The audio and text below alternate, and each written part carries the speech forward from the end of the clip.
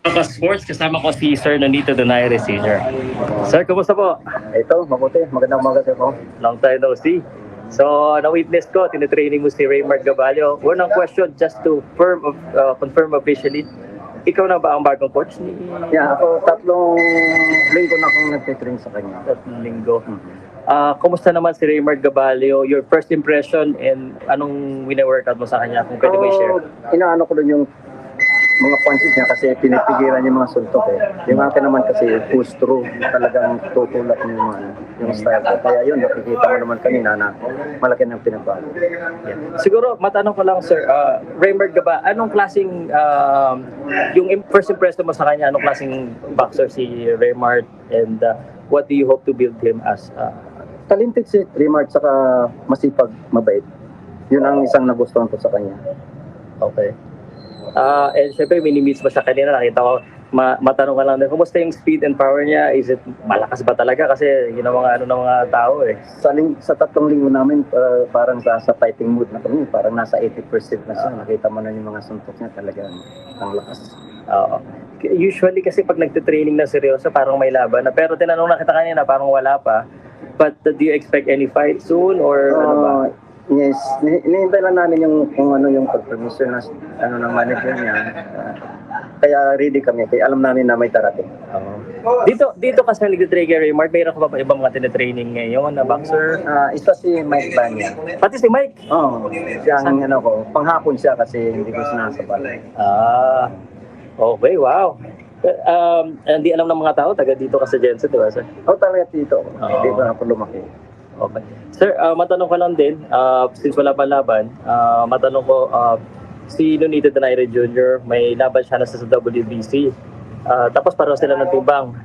Tanong ko muna what do you think about the recent nangyari yung kay Jason Maloney na hindi matutuloy? Ano ba sa tingin mo dito? Hindi ko alam yung nangyari kina Jason Maloney o maaaring si Jason Maloney natakot sa kanya, something like that. Yun lang ang yun lang, ano lang akin. Kung sa haka-haka lang yung akin. Okay lang, so maglalakas loob na akong tanongin kasi pareho silang WBC ni Gabalio. Tapos, naka-rate number 3 yata, number 4. Si Gabalio. Yes. Si Gabalio, number 4 din siya sa WBO. Si Donaire, number 1, duwaga, siya na yung... siya number 1 ngayon, kami maring number 3 kasi wala na si Maloney doon. Have you thought about potential fights between Gabalio and Junior? Malaking posibilidad yun. Maring mangyari kung siya ang champion, saka kung next in line naman si Gabalio, talagang kung wala nang... Paano yun? Okay lang? Ano naman to, trabaho lang naman. Kung sakali maglaban, ikaw pa rin magka-coach. At saka may trainer naman siya. Alam niya na yun. Wala nang... Mic check, 1, 2. Somebody tell me if the mic is working. I'm having some audio issues. But somebody got to let me know if you can hear me loud and clear today. Today's live is not a normal live. Today's live is actually a very personal live. It's actually a very... this is a live that I can't even explain to you. This is a live that I will say to you right now that I never thought in my life that I would ever be speaking about. I never thought your boy, Rapstar Boxing Knowledge, would ever speak about this subject. Now, I'm going to tell you right now, people, this is a serious live. This is a serious live, bro. When I found out NONITO Donaire's dad and the Filipino channels are speaking about it, and I'm the first guy speaking about this right now here. I'm the first guy. When I found out NONITO Donaire's dad, the same fucking duo, the father and son, the same blood, and NONITO Donaire's dad says, yo, it's business. If I have to train another fighter to fight my son, it's business. NONITO Donaire's dad is going to train a fighter, and maybe in the near future, the father and son are going to go at it, bro. And this is a sad situation. This is a sad situation, bro. I never thought I'd ever be speaking about this in my lifetime. NONITO Donaire's father wants to train, even if he is training fighters. They asked him. They said that we know. Look, if you know about NONITO Donaire and his father, You know that they've been going back and forth. They've had a strained relationship for the last decade. And you know that there's certain stories are out there. But today, it's not going to look good. It's not going to look good what I'm talking about, bro. What I'm talking about right now, even in my brain, I'm thinking to myself, how can this happen? How can a father train a fighter to fight his own son, bro?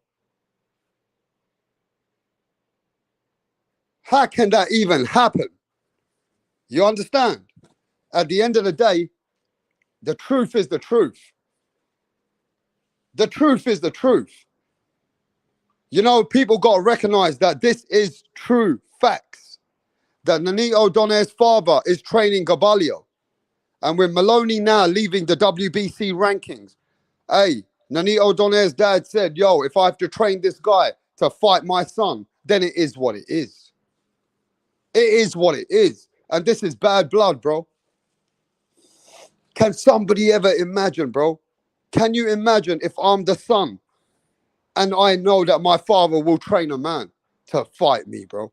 What the fuck are we talking about? This is rap star boxing knowledge, where the most rawest, explicit conversations happen.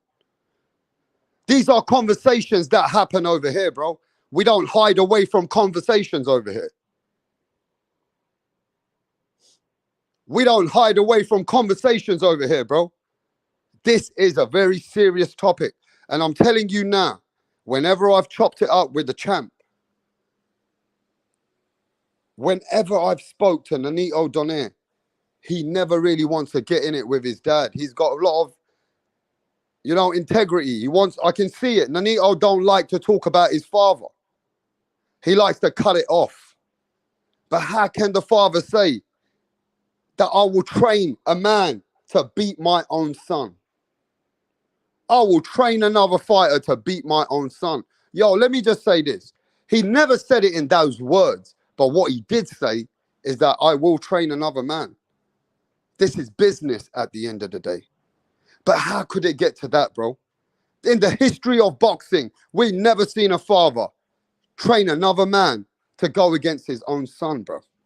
Even Floyd Money Mayweather, when he was having the worst relationship, bro, he was having the worst relationship with his son, and the fucking man said, I'm walking away from this. I am not going to train Oscar De La Hoya to fight Floyd Mayweather. We've seen Roy Jones and his father, Roy Jones and Roy Jones Sr. You can see that Roy Jones and his dad had a strain on their relationship. Shane Mosley's dad and Shane Mosley had a strain on their relationship. But I never ever seen this. I've never seen in my life another father to say it's business. How the fuck is it business to put someone in there to hurt your own son? Come on, bro. How the fuck is that business? Smash that like button. How is it business that you're going to get another man to hurt your own flesh and blood? That's not business. That's personal. That's personal, bro. And it's family over business. But right now with the Donaires, it's business over family. It's business over family, bro. You get me? It's business over family out here. But how did it get to that? How could you even say that, bro? Now, let me say this. What could have happened between the Donaires for it to get to that level? How could you even think that a father is coming in with another guy on the other side of the fence? How is that even going to be pictured? How are we even going to watch that? Imagine this. Nonito Donaire and Rachel, and then comes Gabalio and fucking Nonito Donaire Sr. How the fuck are we even thinking about this? But that's what the father's saying. The father said it's business. And we're going to get that business. Because Nonito Donaire and his dad have got no good relationship. Nonito Donaire and his father have not got a great relationship. Now, let me take you guys back and show you some of the facts and the history of the Donaire family. Let me tell you where and how this could have happened. You get me? Let me tell you how and where this could have happened.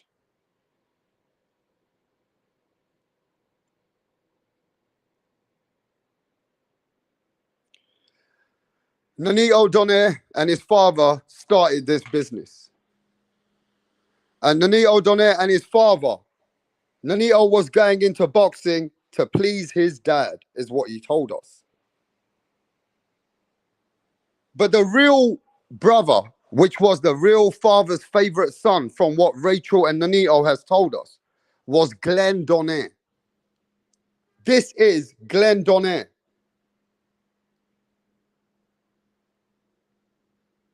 This is the Donaire that was supposed to make it in boxing. Glenn Donaire is Nonito Donaire's brother. He came into boxing and his father wanted to back his son, Glenn Donaire. Then they bring Nonito into it, but the main guy that was all eyes on him was Glenn Donaire.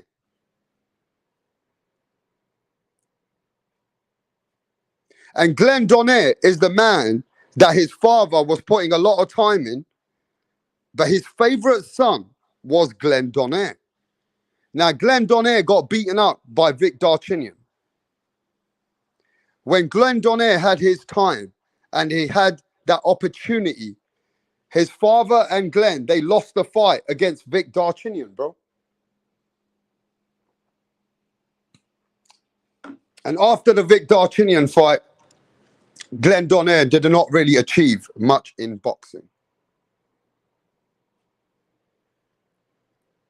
Glenn Donaire did not achieve much in boxing after he fought Vic Darchinyan. His father knew that Glenn Donaire was not the guy.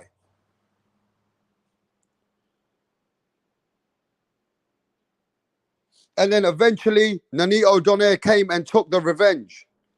Nonito Donaire came, his brother came, Nonito Donaire, and they didn't think that Nonito Donaire was the guy.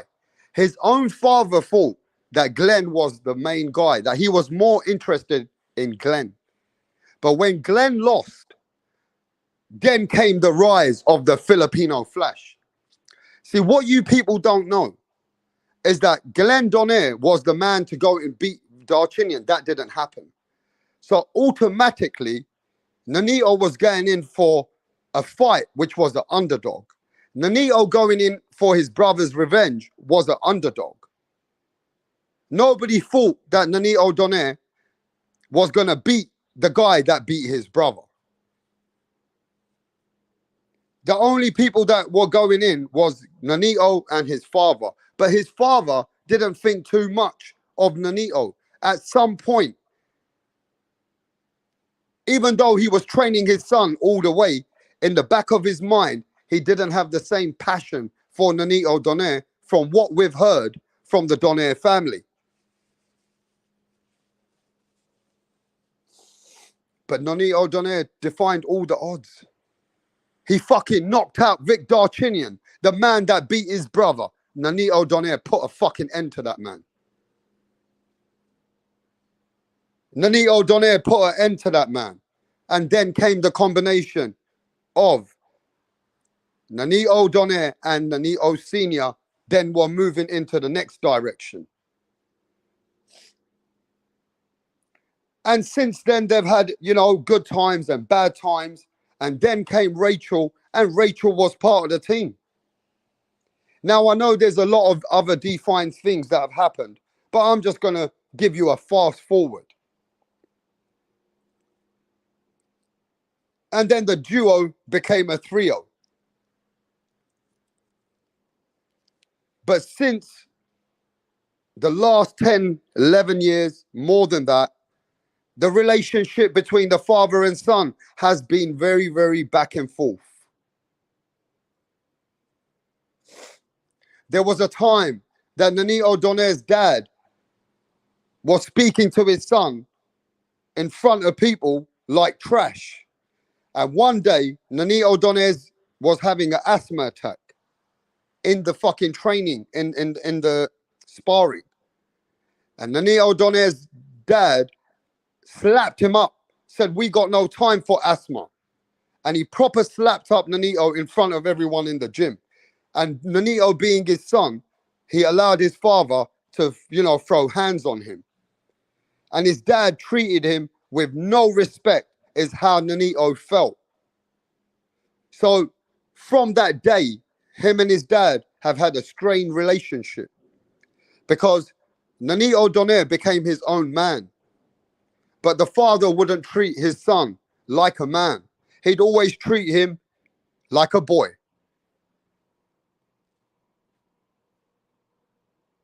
And Nonito Donaire, dad, he's like a military. He's a man like a military, like an army man. He'll speak to you like that. But when he put hands on his own son in front of everybody in the gym, Nonito Donaire had enough. Nonito Donaire felt like he was a man and he was getting treated like a boy. Not to mention he's got kids and a wife, but the father still was treating Nonito Donaire like a little boy. And when he slapped up Nonito Donaire in the fucking gym, Nonito, out of respect, had to walk away.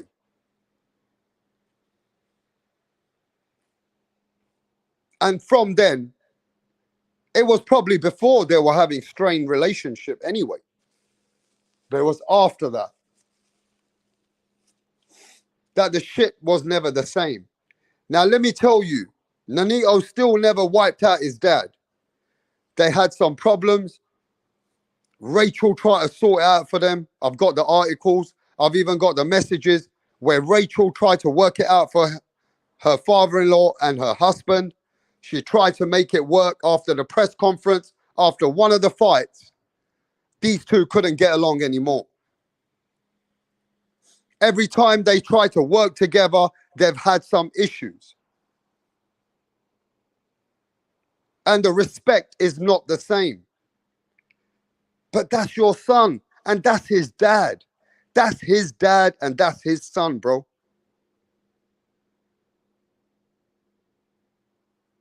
So for me, I can't believe how the relationship could end up to this. Now, I know that we don't know the other particulars, what's really going on in the family, right? But what we know is that at the end of the day, the father and son have been going back and forth. Now, even in the fight with Inoue, let me get you the picture. Let me find that picture. Where's that picture? Give me a sec. Now, everybody can go check out this interview, by the way.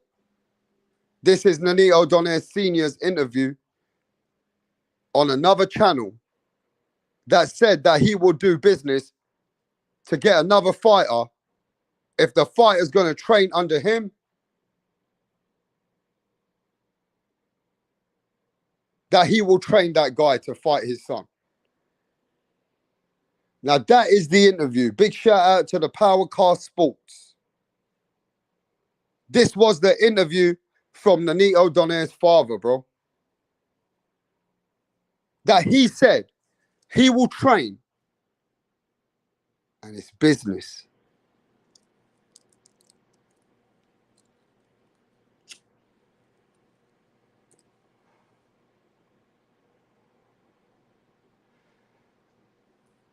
Yo, I'm having problems on my audio. Can you guys hear me? Are you guys hearing me loud and clear? You guys hear me loud and clear or what?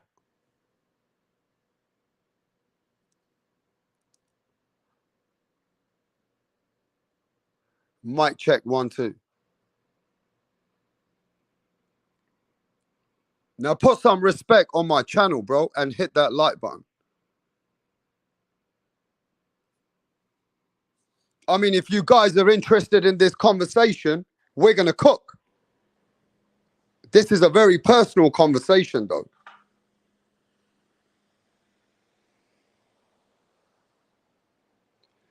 Now, I will say this, man. I'm going to say this. I had a thought.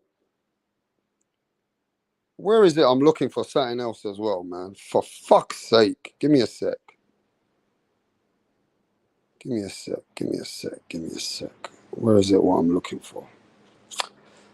Anyway, I can't even find the picture of what I'm looking for. Wait.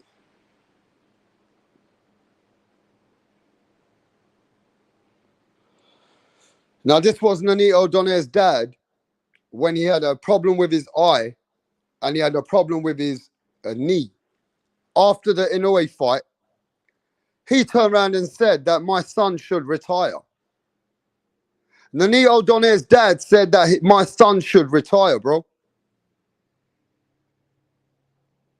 Nonito Donaire's dad said my son should retire. But now, he don't feel that way anymore. Now that Nonito Donaire is still in boxing, now the dad says, I'll train the guy. It's business. How the fuck did it come to that? Now think about this. If I'm a dad, how would I even train another man to go into the ring to hurt my son? I don't even care if my son don't talk to me for 20 years. I can't do that, bro. How can I get myself to train another guy to fight my son? To fight my own flesh and blood? Now I know that Nonito Donaire's dad, he's got, his second marriage. He's got other kids. He's got a daughter, which is Nonito's stepsister. He got to provide for her. And now he's not getting no money. Once Donaire now is doing what he's doing with his wife, Rachel, he's no part of that deal anymore.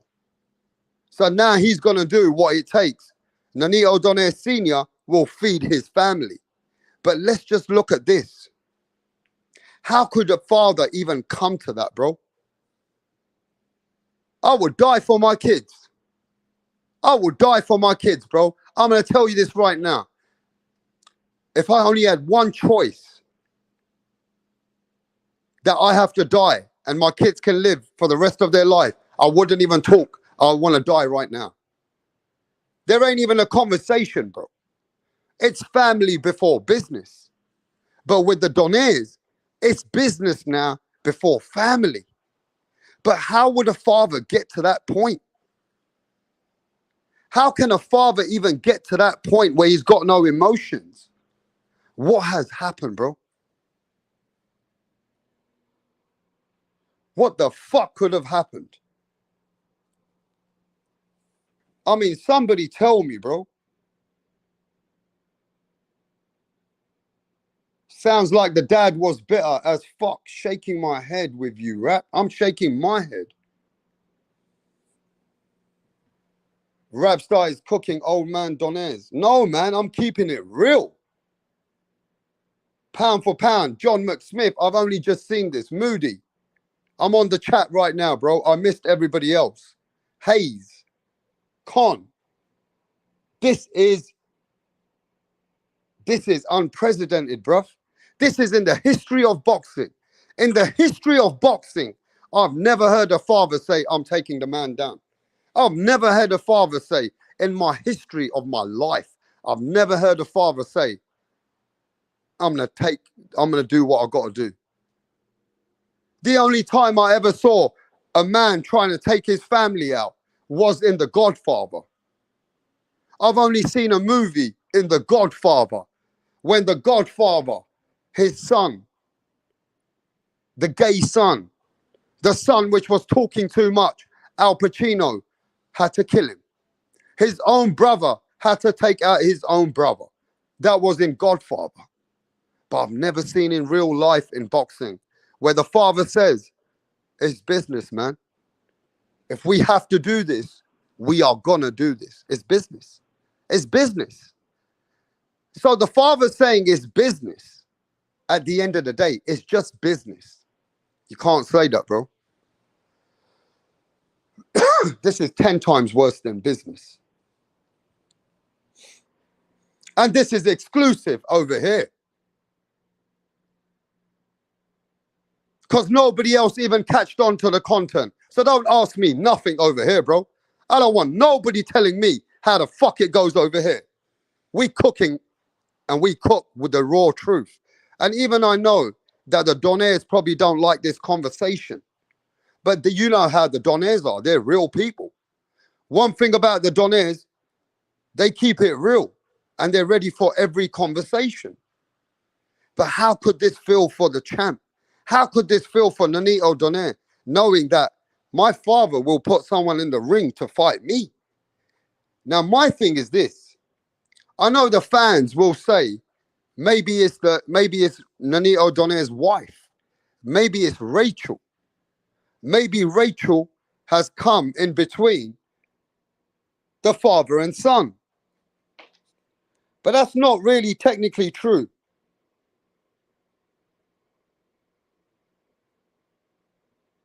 Give me a sec.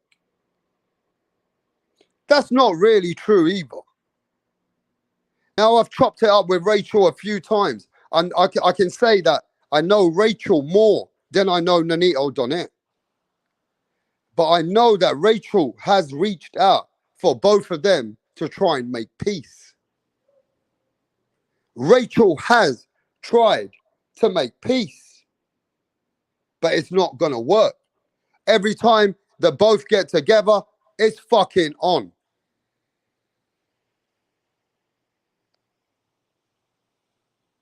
And the thing is, the father and the son just have lost respect for each other, bro. And the father's lost respect for his own kid, his own flesh and blood. Fuck that, bro. We gotta patch that shit up. Can you imagine how the boxing world is gonna watch this?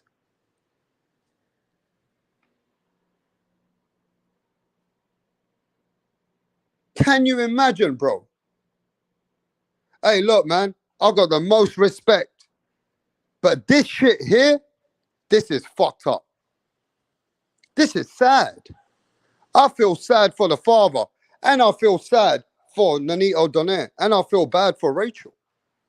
I feel bad for the Donairs on this one, bro. But if I don't touch on it, other people are going to cook on it. It's just they don't know about it like the way I do. I got Filipinos, and I know how Filipinos have already covered it. So what am I supposed to do? Just be quiet, yeah? What are we doing here? Just being quiet, yeah? You know, rap star don't roll like that. At the end of the day, it is what it is.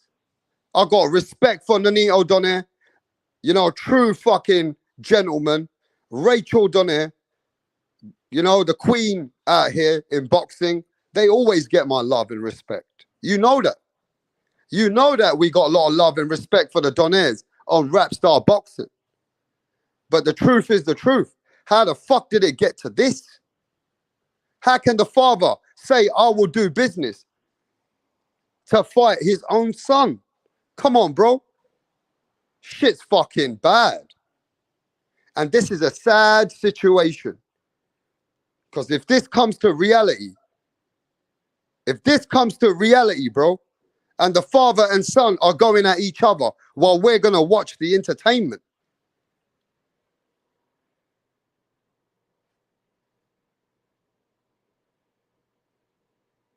think about it.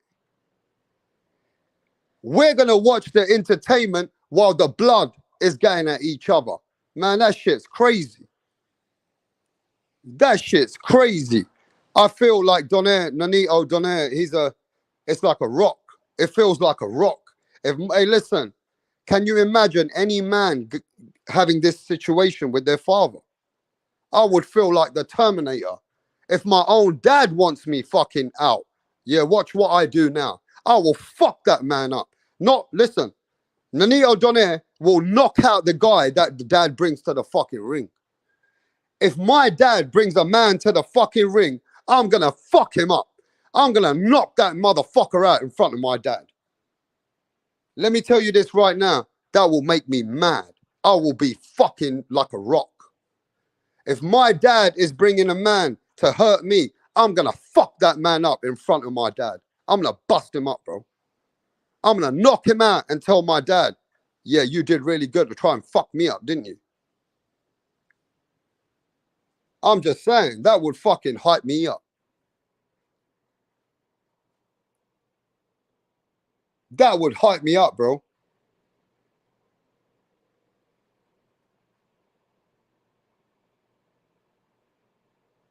But can you imagine if the father brings another fighter to beat his son? That would look bad.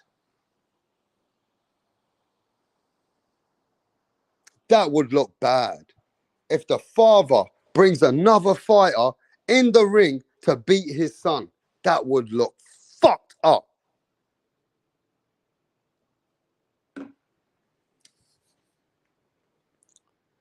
I can't even believe that I'm talking about it still.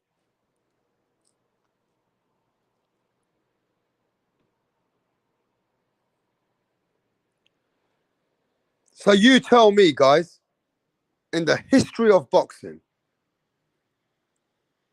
the father will train a fighter for business, is just business against his own son. Something's got to be going on here. Something just ain't right. And I'll tell you what, I don't even know how to tell you this, but if this ever really happened, how do you expect me to talk to my fucking dad for the rest of my life? How do you think the dad is going to speak to his own son? This is killing their relationship. This is killing the bloodline of the father and the son. And I think this shouldn't happen. They should not allow this to happen.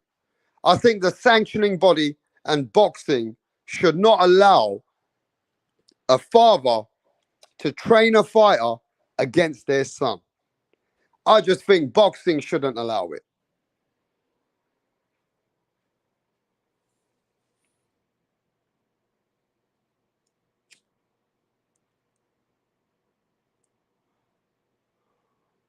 Yo, give me a second, yeah? I'll be back.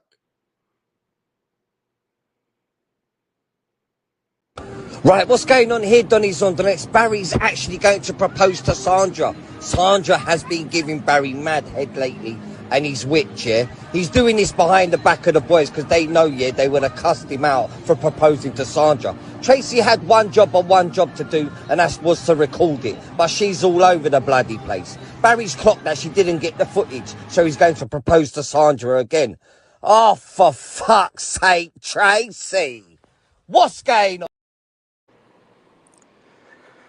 Hey, look, guys, ladies and gentlemen, today's live is a little bit fucking weird.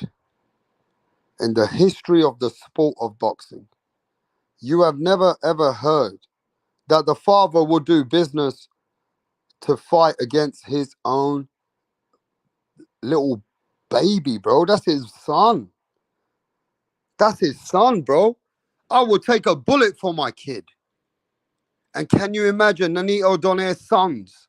Can you imagine Nonito Donaire's sons, which are grown kids? Like, these are kids at 9 years old and 7, 8 years old. These kids are very clever kids. My 6-year-old is so clever, bro. Can you imagine his own sons, Rachel's own kids, will say to him, their mum, Grandpa is going to go against our daddy? How the fuck are you meant to hear that? Can you imagine Nonito Donaire's little kids? Huh? Can you imagine Nonito Donaire's child going up to his mum and saying, yo, mummy, is Grandpa going against my daddy? Man, I don't even know how to even explain that. Can you even imagine that, bro? No. Able. Business is not business. This is not business. You don't take somebody to hurt your son. That's not fucking business, bro. Shut the fuck up. That ain't no business. That is not a business. Come on, man. You guys have to recognize there's a line. There's a line crossed, and this is crossing the line to the next level. This is crossing the line to the next level, bro. There ain't no business. This is personal. Shut the fuck up about business. Fucking idiot. You want business, and I'm taking a guy to harm my son. Are you fucking stupid, Abel? Are you stupid, Abel? No, for real, bro. Are you fucking stupid or what, bro? This ain't no business. You gotta wake up. This is bad news. This is personal. This is not right. Now, let me just say this, bro. Let me say this. I don't know the financial status of Nonito Donaire's dad. I don't.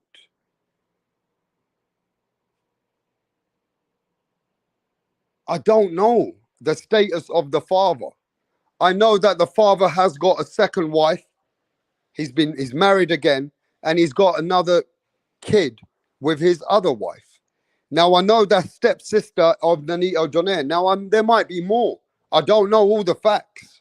I'm just telling you a few things that I know.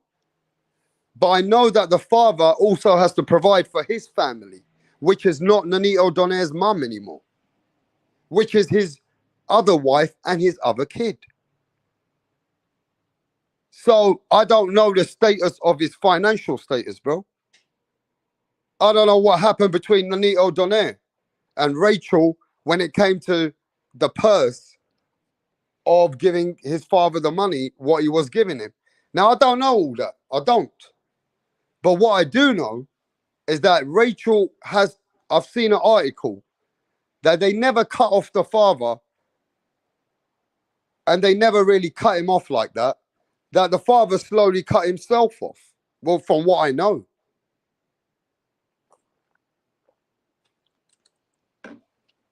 But come on, bro. Business against your own son? Come on.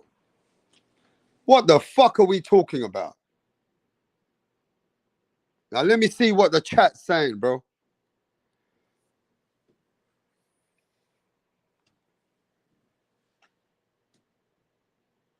A lot of you would fight family for a bag. Yeah, I don't know about that, bro. Did the Klitschko fight his own brother? No, he didn't. If the personal, why are we talking about it on YouTube? Because at the end of the day, personal matters get spoken on YouTube. You fucking idiot. Everything's personal in boxing. It's just that this is a personal matter. It don't mean that people don't speak about personal matters out here, bro. This is a personal matter which has been reported. So we're going to report the personal matter. That's what this is all about. What do you think when you talk about other fucking people, other celebrities, other boxers? You talk about their fucking personal shit. Javante Tank Davis, guilty, getting a fucking prison. Isn't that personal? You dumb fuck. Everybody's personal business gets spoken about on YouTube, or in media, everywhere you go. It's just the way it works. You get what I'm saying? Ain't nobody downplaying anybody. We're just reporting what we see. You get what I'm saying?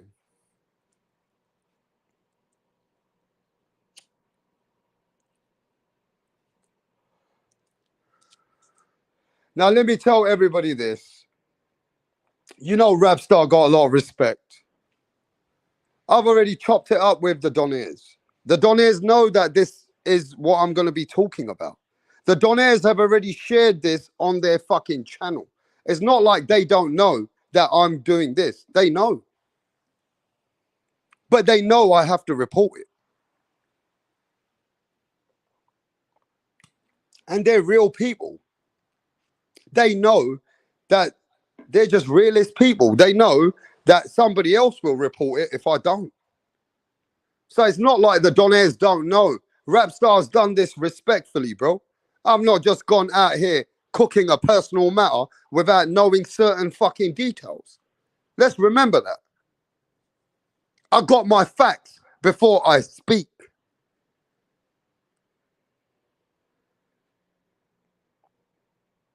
So the Donaires know about the situation. They're the ones who know that I'm going to be talking about it today. So maybe at some point, hopefully, we get somebody here. We get the Donaires on the channel. Now, I don't know how they're going to feel about it. I don't know how they're going to retaliate about it. But what I do know is what we're talking about today could end up being reality at the end of the year. And what Rapstar's telling you today might even end up happening if somebody don't speak up. But how would you see it if the father's coming in with another fighter versus his son? What do you think about it?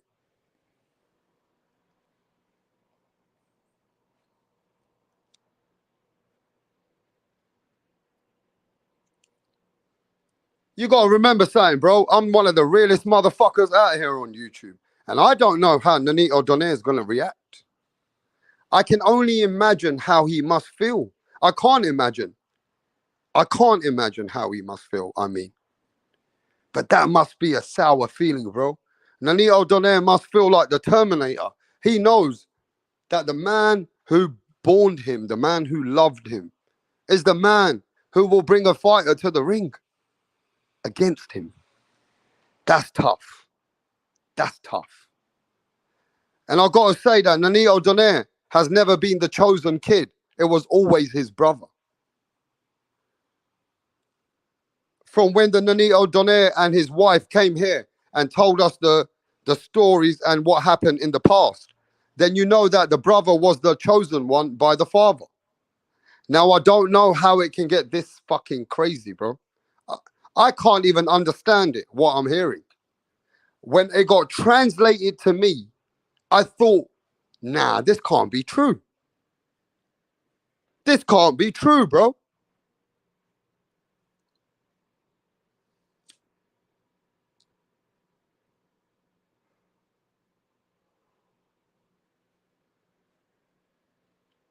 Hey, look, at the end of the day, you might not even believe this, but his father did this before.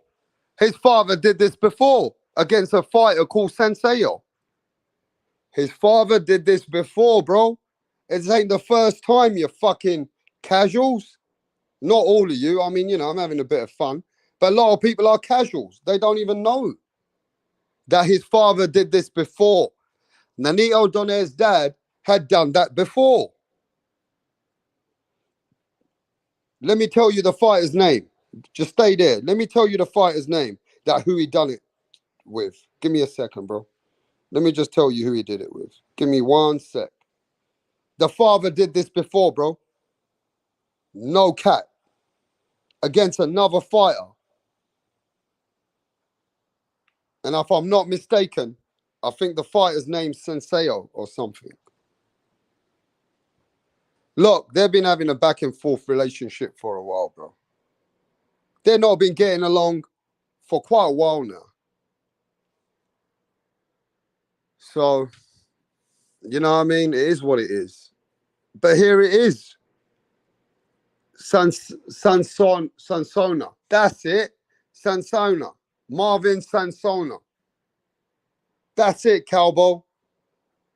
Calbo straight out of Philippines right now. And I want someone to come here and translate what the father said. I'm going to play the interview.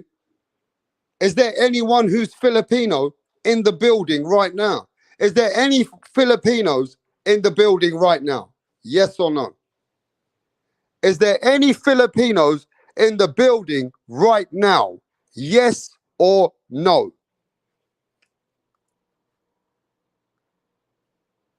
Man, motherfuckers need to support the channel, bro. Not even fucking 30 people in the building, bro. You guys think I got time to fucking waste? I'm bringing you something very exclusive here, bro. I'm telling you something that nobody even is talking about here. And you motherfuckers have got me at 27 people. You guys are taking the piss. I should really shut this live down, personally. I should be shutting this live down if you ask me. but we're going to cook for a little bit longer. Smash that like button. All right, if you're a Filipino, bro, Cowboy, are you willing to come on the channel and translate what you're hearing? Cowboy, if you're from Philippines, are you willing to come to the channel and translate that? Is he saying that it's only business against his own son? It's only business. Are you willing to come here and translate? That's the question.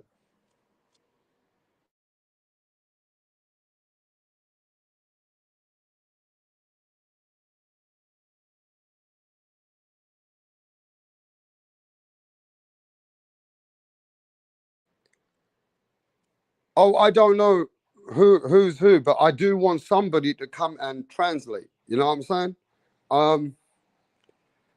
Okay, well, senior. I didn't know that. Respect to Cowboy. I did not know Cowboy was senior.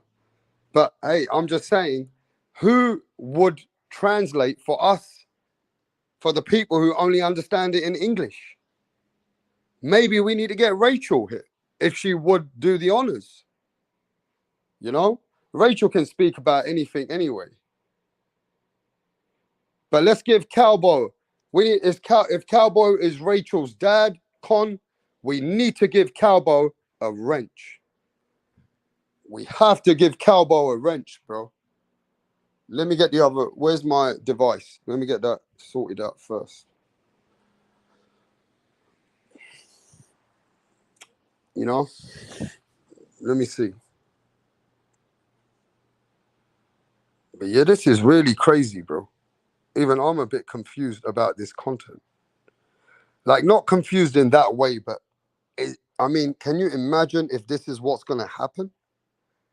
Can you imagine for 1 minute that this could really happen? Father going to bring a fighter or to, you know, for business versus his own son?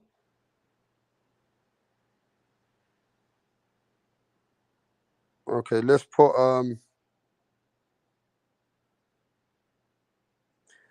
so yes, senior. Mr. Calbo, you have a wrench right now, brother. I've given you a wrench on Rapstar boxing knowledge. But yeah, I definitely would like to know the translation. I'd like to know the translation. Little cowboy means, okay, stop that shit, bro. I already translated it for you, sir, Rapstar. I am Rachel's dad. How it translated is exactly vibration. Did you hear that? Let's just put that out there. Let's just put that out there. Where is that?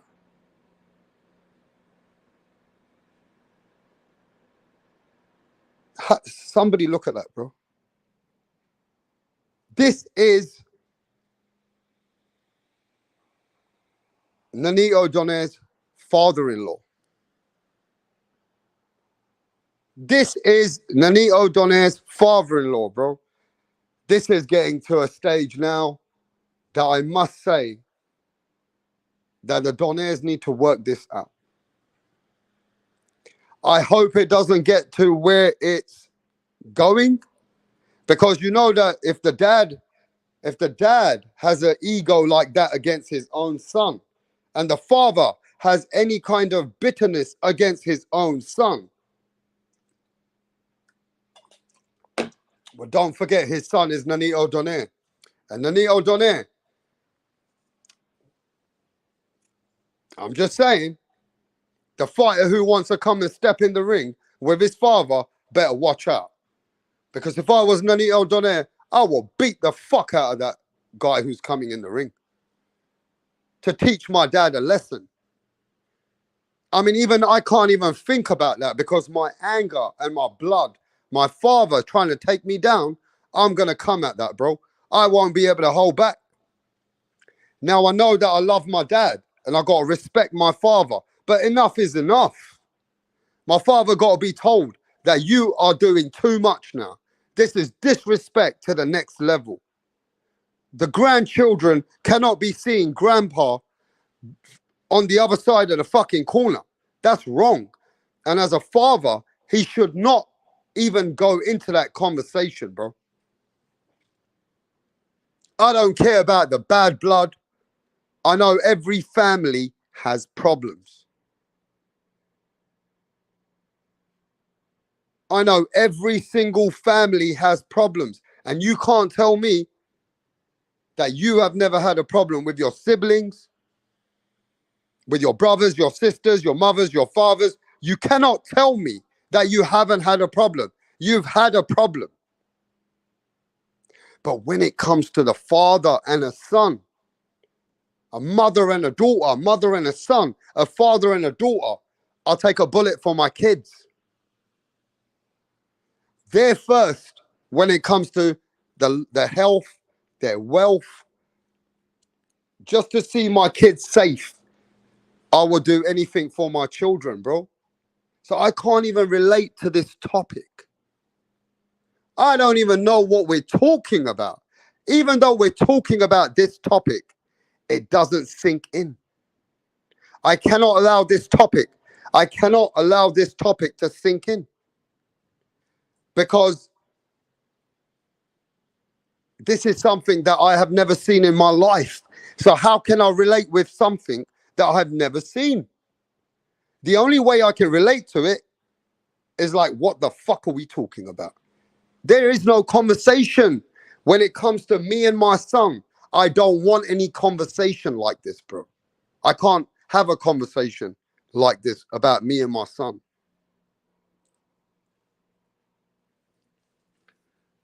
I'm going to come back because the mic is fucked again. Pound for pound saying that the mic is cutting out.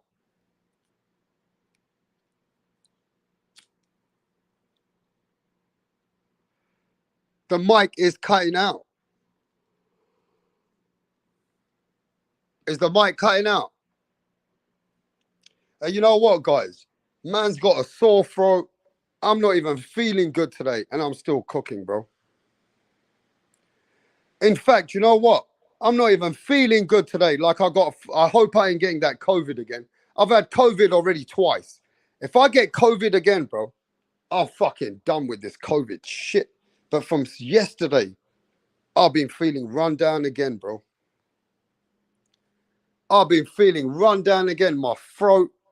I don't know what's going on, bro. I never used to get sick like this. You know what I'm saying? But yo, give me a second, bro. Let me send a link so other people can help cook. Yeah? At the end of the day, I don't know how Nonito Donaire is going to be able to speak about this. I don't know how Nonito Donaire, I mean, he's one of the realest cats I've met in boxing over here. And if Nonito Donaire can speak about everything else, then how would he speak about this? How would you speak about this? How can you speak about this, bro? You know, Nonito Donaire is a friend of the channel. Whether he'll come and speak about it is another story.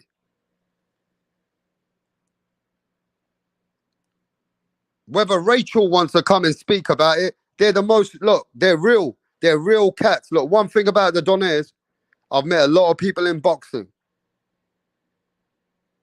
And not everybody's as real as they are when they come and chop it up with us. You know, they're very down to earth people. You know what I'm saying? But yo, give me a minute and I'll be back.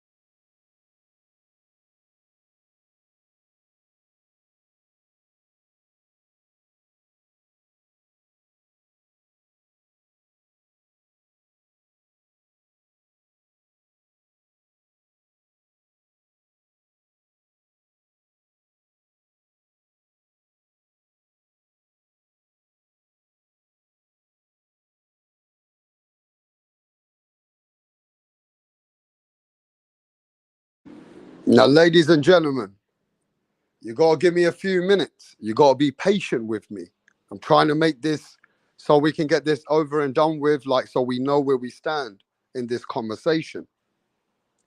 First time in history that a father said he'll do business. First time in history I'm seeing a man like NONITO DONAIRE having to talk about this.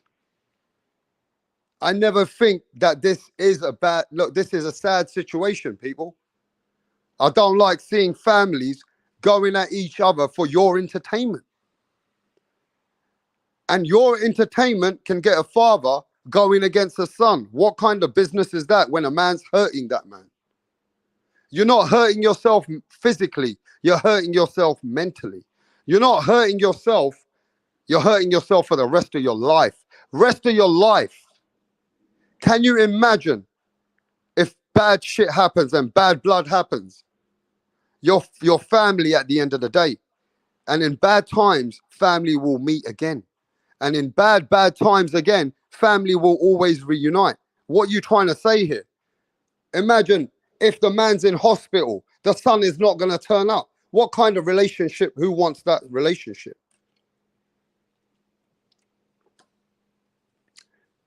The two guys who started this business together are the two guys. Now father and son is going, and the son is saying, the father's saying, I will do business. Basically, when you say you're going to do business, you're going to go with another man to train him and give him all the secrets to go against your own son, flesh and blood. In the history, hey yo, even Rocky Balboa, even Rocky movies haven't got shit on this. Even the Rocky films, bruv, haven't got shit on this. This is a film which is a reality here. Do you know what I'm saying? This is reality. If Gabalio trains with Senior and Maloney has left the rankings, and now at some point the father gonna train the guy to fight his own son, bro, you couldn't even write this in a fucking script. You couldn't even write a better story than this. And let me ask you this. You know there's no one real and the respect that Rapstar and you guys have got. But would you believe if you wait a few more minutes, NONITO DONAIRE and Rachel Donaire are the realest people? I just reached out to them. They said they're going to come and talk because everybody's confused. I'm confused. I know there's bad blood, but there's got to be worse than that. This is really to the next level, bro. We need to get some answers. I'm sure you need some answers. So the Donaires are more than happy because of the realest people they are. They're going to come and talk to us in the next few minutes. So just bear with me and let me get Tunde over here because my throat's hurting and I'm still doing this for you guys. Now smash that like button, people. You better support your boy Rapstar. Brings the realest content in the world. Come on, support the channel. The fuck are you guys doing, bro? How many likes we got out here? How many likes we got out here, bro?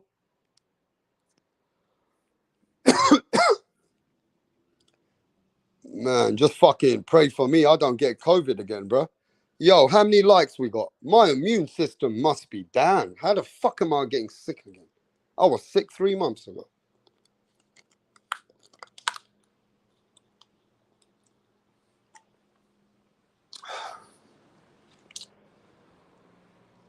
Come on, guys are taking the piss, bro. Guys are taking the piss. If we don't get many more likes, yeah, I'm bringing you some exclusive content here. And you guys ain't even supporting your boy. Come on. What's the point of me even coming up here doing lives for you guys? I'm just going to come when I feel like it. Because you guys don't even support your boy.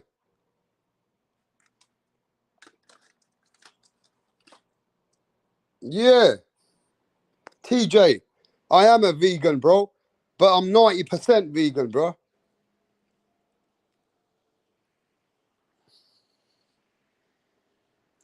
But yo, let me send the link and let me get the Donaires over here. And I want to hear live and direct what's going on.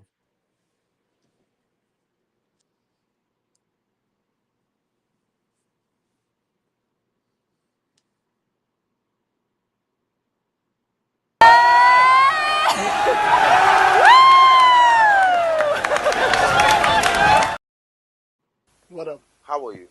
I'm great. Can we meet you? My name is Tunde Tupac, aka the Rap Killer, Tunde Tupac. the Rap Flexer, kill them all. Your Rappers. name, your name. Your name is Tunde Tunde. Tupac. Tunde Tupac. You can write the Rap Killer there. But Tunde is your It's name. okay. Yes. Okay. Thank you. Tunde, with your dressing, I know the kind of song that you're about to present.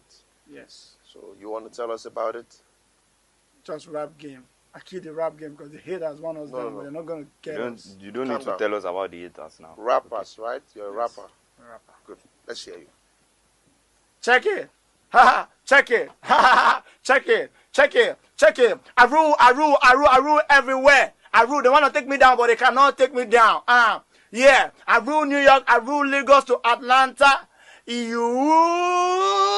We go to Chicago. Check me out. Check my game. My game is tight. All the haters, I shoot them in the brain. Boom, boom, boom. I've been around with my guys, 50 Cent, Tupac, Biggie, Snoop Dogg. We're all in this game together because I kill them all. I kill Tupac and I kill Biggie. I kill them all because they can't contain my rap game. Hey! It's off the Wait, hook because I calm kill down. you all now. No, calm down. You killed? You killed who? It's just a lyric. Don't fear. Lyric. Your lyric Hey. will put you in trouble. You have to be very careful. You don't just go about saying things that you don't know. It's a rap game. That's how it is. Oh, okay. How old are you? I've been in this game for more than 20 years. How old are you? What's it? I'm 15 years old. What? Just forget my age. Just focus on how long I've been in the game. Then you know Tupac. You know Snoop Dogg. You know By the 50 grace of Cent. God, we met in the States. Oh. Which state? Akwa Ibom. This guy. You're just a joker. You know what? Just go. We'll get Just- back to you.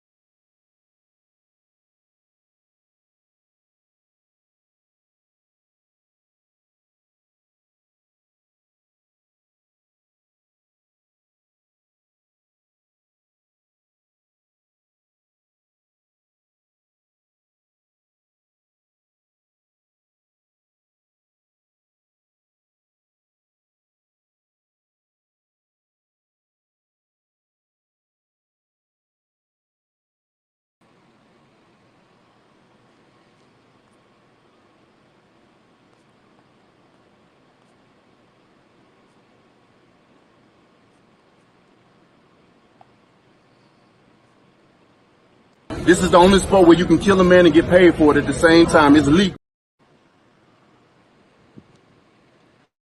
Ladies and gentlemen, we're back and we got no one else but the realest couple, Nonito and Rachel Donaire. Welcome to the channel today, Rachel and Nonito. Hey, what's up? We're just talking about stuff. We've gone into a life. A lot of fans over here are very confused. Not to say they haven't heard the back and forth between Nonito Donaire, his father, your father-in-law. Just to hear these things coming on different channels. I got to say it to you, Rachel, that it is what it is. If this comes to reality, it'll be the first time in history. And I don't like what I'm talking about, so I can only imagine what you're hearing. Yeah. My thing's being funny. I'm gonna come back in, okay? Give me a second. Okay.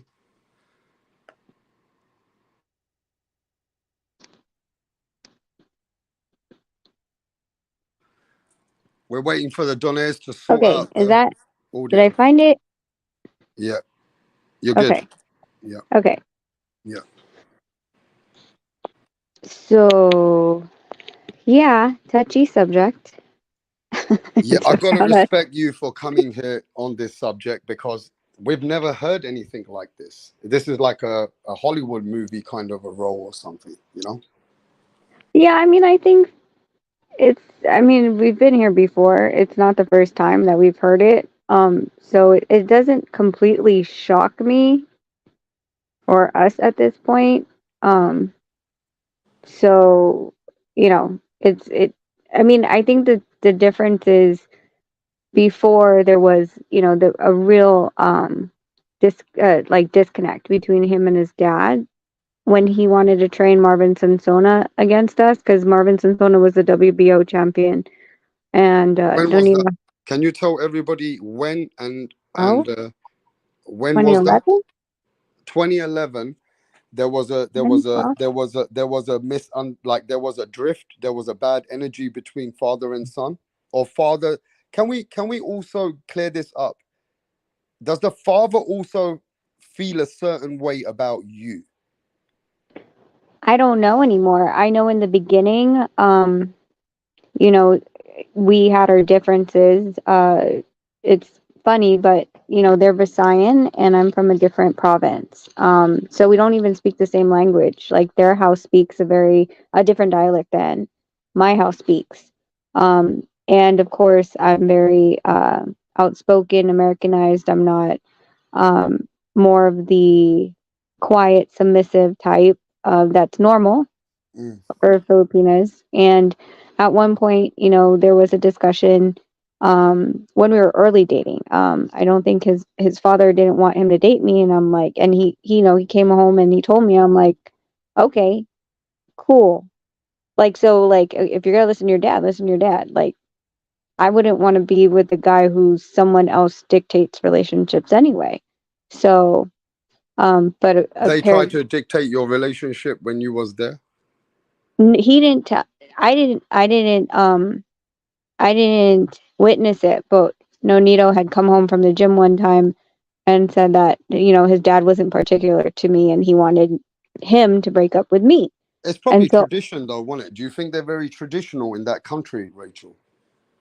yeah, I think they are. Especially, Nonito was born over there in the Philippines. And he came here when he was 11. I've grown up here my entire life. So I think that that definitely is a difference. But going back to the first time when this had become a thing with Marvin Sansona, they weren't Mm. even they weren't okay. Like it was bad between the both of them. They would go back and forth on you know th- his dad would say something in the media in the Philippines in the newspapers, then Nonito would say something, then his dad would say, they would just go back and forth. Um this time is a little blindsided, I Mm. feel, because it's not like we fired his dad. His dad couldn't make it because he had eye surgery and knee surgery. Um so, Well, yeah, but people never heard of, like, some Filipinos have, I mean, not Filipinos, some people have come here. I thought it was a Filipino guy, but maybe it ain't. He said, where did the eye thing come from, Rapstar? Now, I don't have an answer for the eye. What happened with his father's eye? Because we only know uh about the knee. That's all we knew. we didn't know about the eye. We knew that he was going to have the knee surgery. So 2 days out of stepping out of the ring from the Inoue rematch, we had seen him go live on someone's channel, and we were shocked to see his eye all patched up as well. I just knew about his knee. I didn't know about his eye. So um, we knew, like that he wanted to get a full knee replacement surgery. It wasn't like some minor surgery. It was a full knee replacement. And we had, Nonito was hopeful that his dad was going to make it. We applied for the business visa for him to go to Japan, everything. But it just, by the time it was time to leave, his dad's knee was still swollen. So, he could barely walk, and then, like I said, when we saw the video, we're like, what happened to his eye too? Like, we didn't even know about his eye. So, like I said, like, it wasn't like we fired him. It medically, he could not go. Physically, he could not be of any use. And then after the fight, like, we heard interviews that he was saying that Nonito should retire and stuff like that, but he never had a conversation with us. And there really hasn't been any conversation. We found out he moved to the Philippines, which is something he's always been talking about, but he never did it. So this is kind of weird because there is no spoken bad blood. We never fired him. We never said don't be in the corner. It was just medical, and I think people blew it out of proportion. Like, when they didn't see him at the New Way rematch, that, like, we kicked him out, and it's far from it. Now, it's not like you haven't. It's come up here. There's an article here that Rachel orchestrates a reconciliation between Nonito and his dad, right? Yeah. So it's not like you haven't tried to patch their relationship up already a couple of times. Am I correct or am I incorrect? No, I've done it at least from what I could remember twice. So you've tried a couple of times to get back them together, correct? Yeah. So every time you've tried, Rachel, what actually happened? Because look, it's out here now. The father's already gone out there. It's probably going to go everywhere now. We know there's the situation, but what happens when every time you get them together lately? What is what do you see is going on? They're okay for a bit, and then, we've made this, like, thing where if he has some problem with Nonito, then he needs to talk to Nonito, right? But I honestly think, like, wait. The chat talks a lot of shit. She did not drop her father-in-law. So get that shit out your mouth. You know what I mean?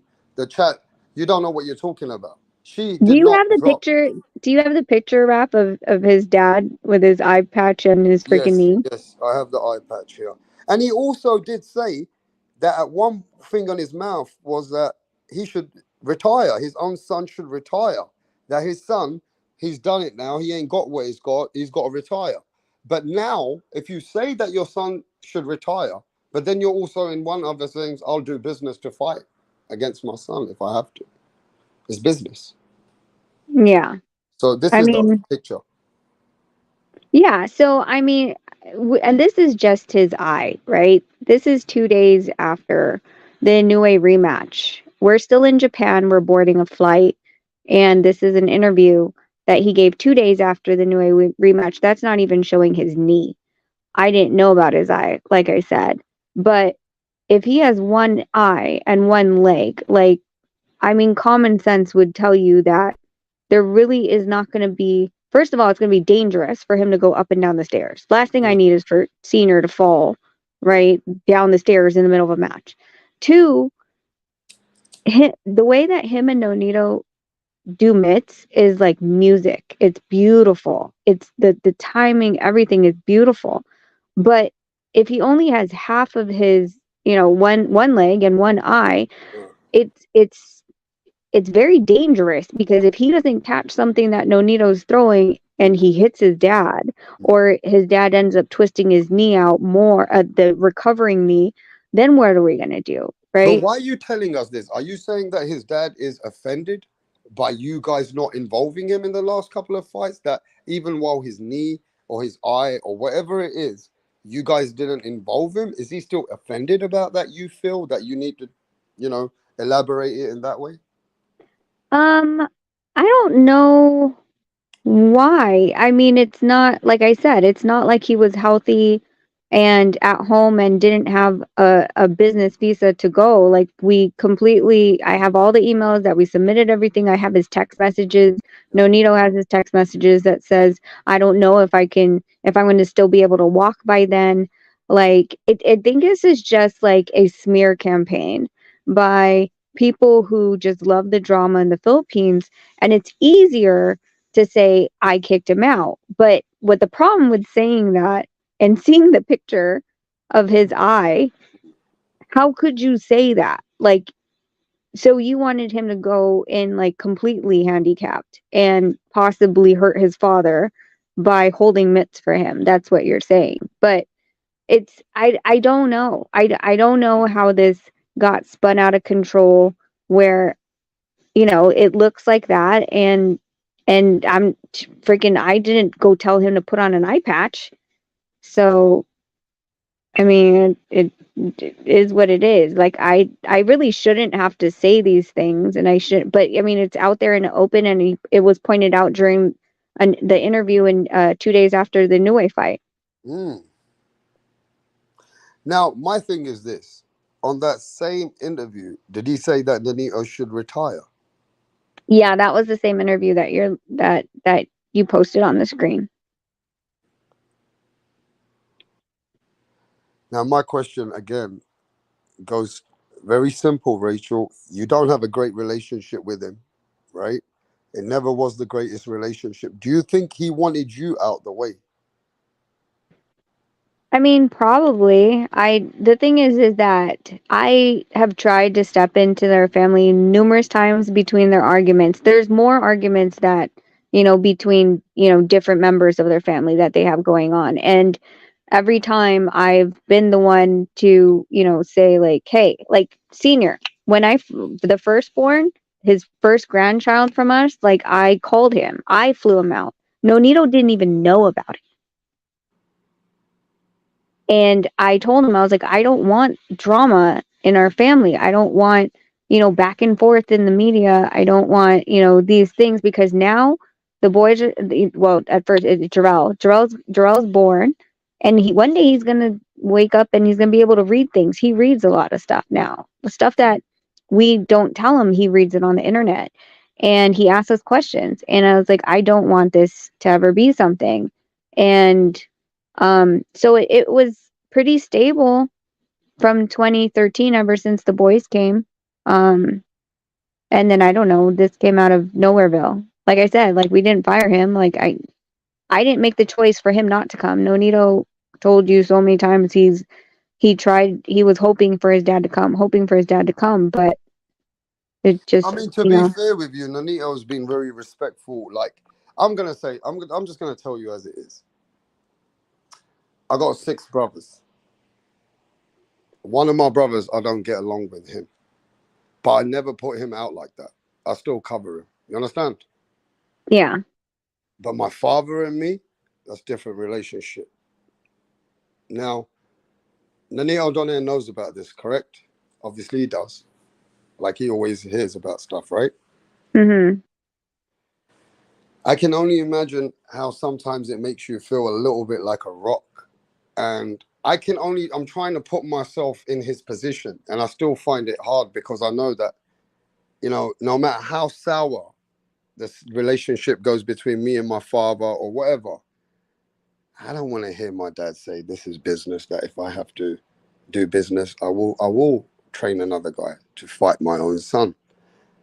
And nobody else has said that, Rachel, like that, right? So it just feels a little bit.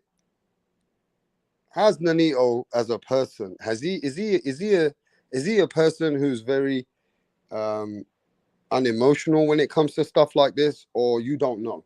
Is it something that No, you don't he even get he in? is emotional. Like he was just here a second ago, and then he walked out. I don't know where he went, but like Yeah. this is a touchy subject for I know. I him. can only imagine, man, because look, man, I respect Nonito. I seen when his father bring him in the game when he was a young kid against Vic Darchinian.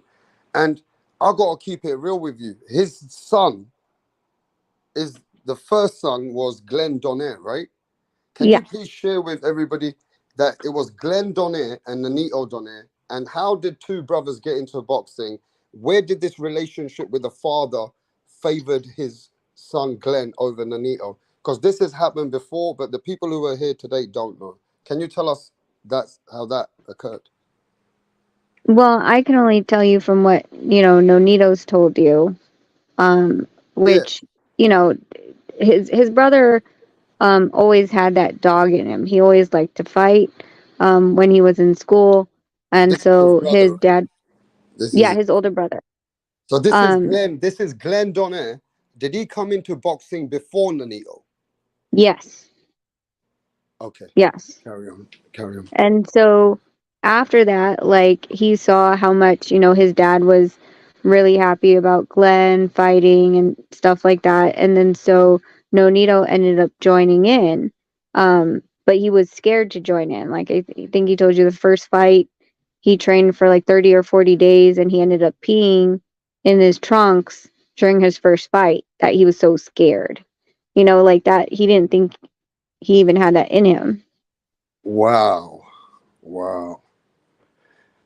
So basically, it started from when his dad didn't really believe in Nonito in the beginning, like that, did it? No, no, I mean, pretty much like that. It was, Glenn was their golden child. Like Glenn literally, I mean, he had 3 title shots in his own right, when he was boxing. He had Vic, and then he had 2 others. I think one of them was Solis, and then another one I think was a Filipino. Um, and, um, and he didn't make it's not like he wasn't given those opportunities. He couldn't, I don't know, pull the trigger. I really don't know why. I was there for the Well, Solis fight. that's something that we would love to speak to the champ about with the people who are here right now. But I'm sure the champ maybe come back in a bit. We don't know, right? But Yeah. this is a very touchy subject, and I gotta respect that even if we hear from Lanita, we're hearing from you. I gotta tell you, Rachel, I don't even know how to talk about it a little bit because imagine your son says to you, "Did Grandpa want to fight? Bring somebody to the ring against my dad." I don't know how you would retaliate to that, my sister. Um, I mean, I think we're just taking it one day at a time because, we both have our fights that we still need to win. Yeah. Again, we've been in this situation, but we didn't have kids the first time, right? When we were supposed to fight Marvin Sansona ended up losing and we didn't have kids, so it was just us. Hey, Rap. Wow, we got the brother here, Nanito Donaire. What is going on, brother? Great, man. Great. I think that it needs to be clear out there for all those people who are misunderstanding everything and Yeah. who doesn't really care too much to listen to what we say. But at least those people that listen, we want to make it clear out there that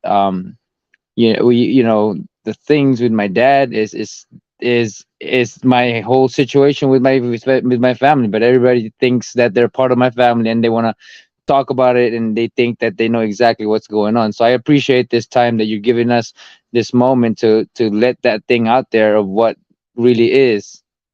Yeah, but I just gotta say, man, we're just a bit confused because we know that the relationship between you and dad hasn't been the greatest, but you guys always work something out and to make a fight here and there.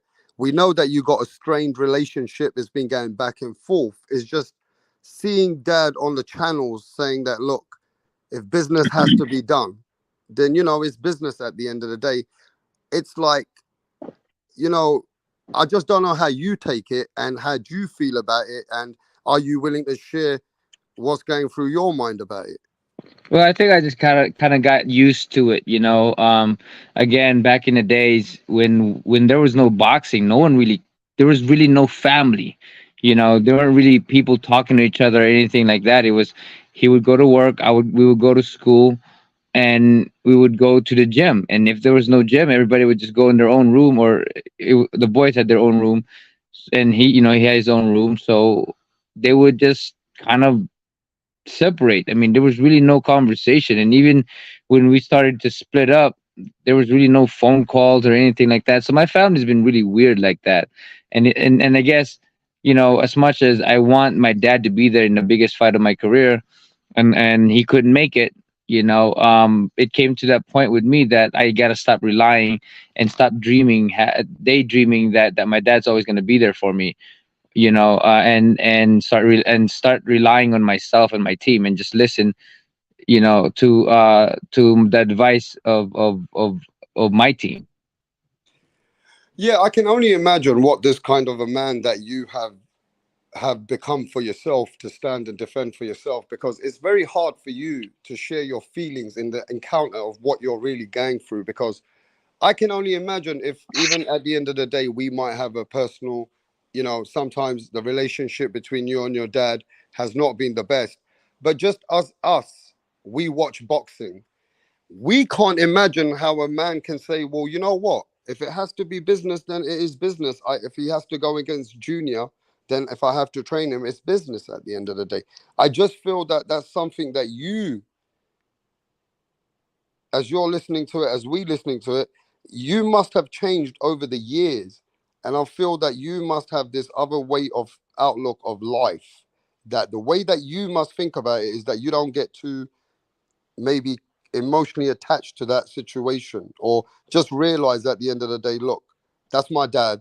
I know my dad can be that way. He's a military mindset kind of guy. He's a very strict kind of guy. But at the end of the day, he must be hurt. There's some hurt, there's something going on here. What do you see it like this, or do you just think, okay, fuck it, I'm not going to listen to this? I mean, what's No, your I mean, if he's hurt, you know, we've always been open to have a conversation with them. You know, even when we were training together, when he was training me, and you know, and I was earning a lot of money, and he started earning a lot of money, and he stayed with me in my house. You know, and he didn't feel right about staying with me in my house because it was my house. You know, and so he didn't feel comfortable being around me, it's just weird. It's so weird because as a man, you know, you'd this is what I think for But me and how my do you dad. feel, Nanito? Look, I've known you for long. Don't you feel a certain way? Like the fans are feeling a certain way. Do you not feel a certain way if your dad trains the guy to fight you? I don't feel any type of way because I've gotten so used to my dad's actions, Wow. and you know, and it's nothing new to me about my dad, and I've always tried to hold on to my parents and my family and all of that stuff, but it just comes to a point where I can't, you know, I have no control over what they decide to do. You know, he's upset. I think he's upset. I haven't talked to him. I think he's upset because he wasn't in the Inoue fight, but we tried to do our very best to get him there, but he couldn't make it. So it Yeah. wasn't my fault that he took that he went and get a surgery when I told him I was fighting on my biggest fight of my career, but he opted to not listen to what I warned him to do, which is to prolong, hold on to make the surgery, and just wait a little bit until this fight happens. But he didn't care about it. You know, he's had this knee injury since I was like in high school. Yeah, So man. this injury's been there for such a long time. And just because, you know, I told him first it was like a February, or it was like in March, and then it got pushed to like May or something like that, or and then the fight or whatever. But I keep telling him they're just negotiating and it's gonna happen. I need you to be with me. And so that's what happened with him. You know, it doesn't surprise me because he's gonna do what he's gonna do, Mm. and he's always been that way. I mean, look, the only reason he's saying it's business is because he has, you know, he said I'm doing it for my family. Yeah, not my family, not my brothers and my mom. He Mm. has his own different family. He So has how his can I? family with his daughter, right? Yeah, he has his own. He has his daughter. He left my mom, Yeah. but I still cling to him as my father. So all those Yeah. people that talk crap about all this other stuff, you guys don't fucking understand loyalty. Yeah. And I've always seen that, and I'm going to keep it very true with you guys, right? On this particular subject, it's very sensitive. If you've ever come from a background, right, where my dad had two marriages as well, Nanito, so I can relate with something here. And you always see that the other family treats you different sometimes. And the father has to back his family, which is the wife he's with now. against the first family. I've seen it happen. And it's only right that every man's gonna stick by their family now and their child, even when it comes to the father with his first marriage and his second marriage. It happens, right? It's just a common thing that happens. But I must say this, do you feel a certain way? Would you hold your dad? Would you have bad feelings against your father if he trained somebody to fight against you? I have no bad feeling for anyone's decision. That's theirs. I have my life to live. I have my responsibility to take, and that's what I focus on is my kids and my wife and all the people that care about me. I give it back. To me, one thing that I know for sure is the people that fucked me over so many times are my family. You know how many times I would get stabbed by them in a literal, not in a literal sense, but stabbed over and over and fucked over and over.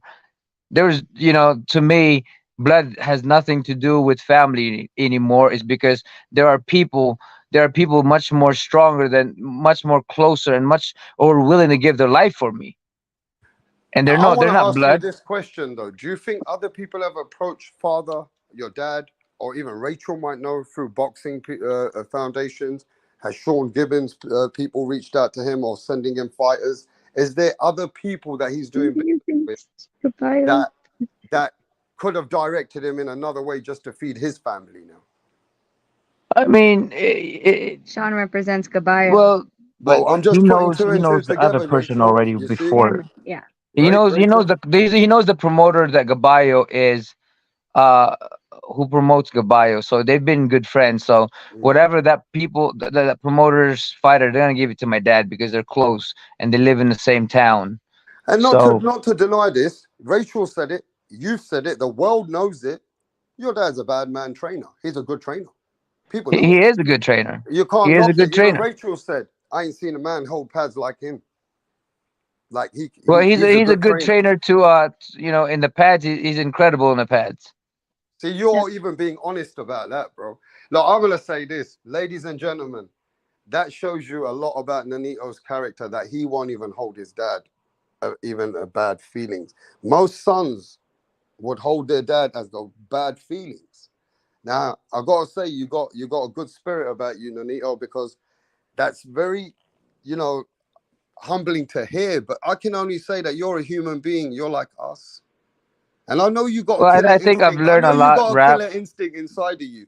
Now, Yeah. your father might be like that, but don't forget, you still his son. You might be like something too. So to me, it's like, man, this because this would make me stronger. Like, I'm looking at your situation, and I would say this has to make me stronger for myself and my family. Now I have to use it. Do you ever think of it like that? Or because nobody's been with Well, you? this is my thing with my dad. When I first when my son when my wife was pregnant, when Rachel was pregnant the first time, there was a big things in my head that really messed me up because I keep questioning myself whether I was going to be a good father. Am I going to be true to my words? And I came to learn that the love that I have for my kids and my wife are so strong that I've learned to be better, and I learned to see things and learn from it. Like with my dad and whatever it is, like, listen, this is from the bottom of my heart. I want him to be successful. I want him to find his peace.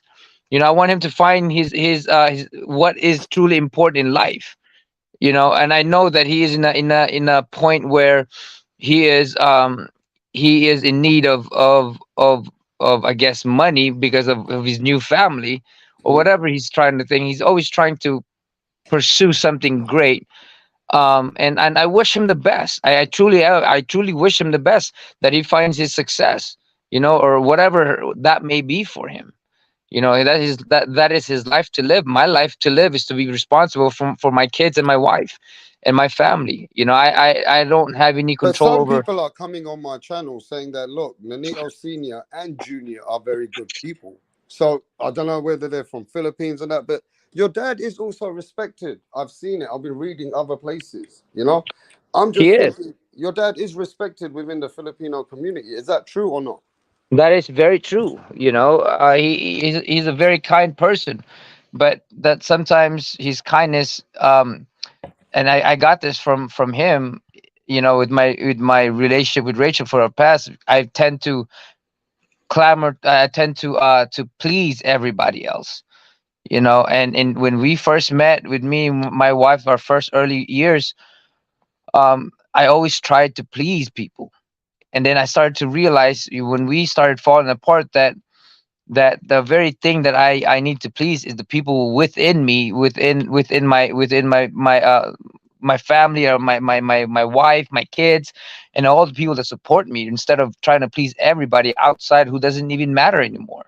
I do have something to say, Rap, and I think this is, I've gone over this and toiled it over my head numerous times, and Nonito and I have talked about it, about how, how he grew up and how his father grew up, and it's possible that, you know his father's family structure, Nonito Senior, his dad died when he was 3. Yeah. Right? And then he had to work at a young age. Just Well, with my dad, he really grew up without a parent. He grew up in the street. He slept in the street, really slept in the floor in the park. Like, he didn't have any home. He was homeless. And I understand where he's coming from. This is why I can't be mad at him. I could try to talk to him, but that whatever I say, it's always going to be the 10-year-old that he sees in me. And so it doesn't really matter what I would say when it comes down to it, because it will be disregarded. To him, he'll always be the parent, and he'll always be the smarter person, and whatever I have to say really doesn't matter. So, but I understand that, and this is why I have no bad feelings when it comes down to whatever he's trying to do, because that's something that he has done, and didn't have a parent to teach him. He didn't have anybody to guide him. He did it himself, and he was that kind of guy. But there's a lot of demons that he has to face every single time. He never believed in himself, and so he would act a certain way, And and he was to be fair with you, Nonito, he never said it himself. It's the guy who interviewed him asked him this kind of question, right?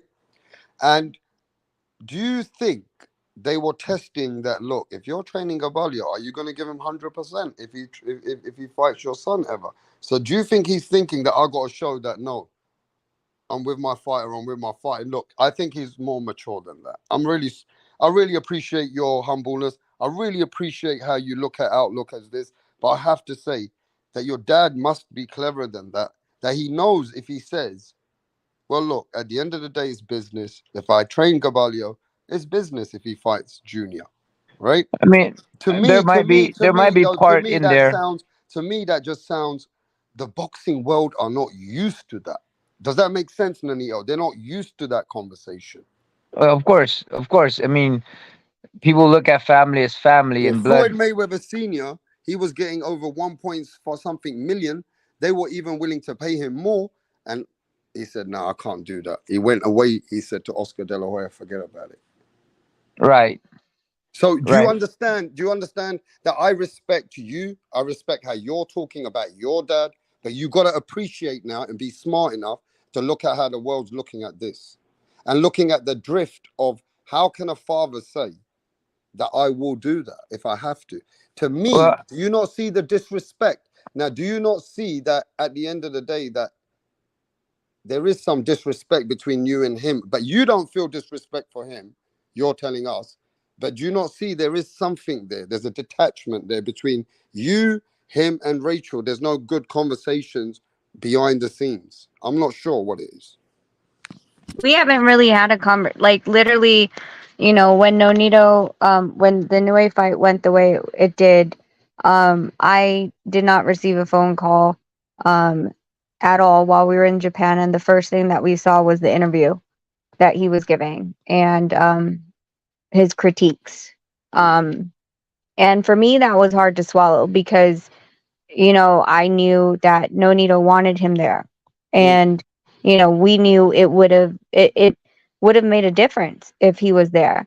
And so for us, for me outside looking into their relationship, knowing how much he held on to his dad, and then not, not taking home that win and losing the way we did.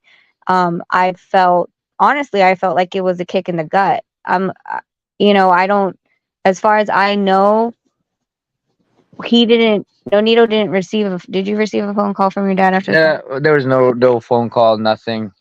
There wasn't anything from my dad, But now, and do you understand the simple English, Nanito, that everybody looking outside in saying this is disrespect, this is fucked up, da da da da da. Do you see?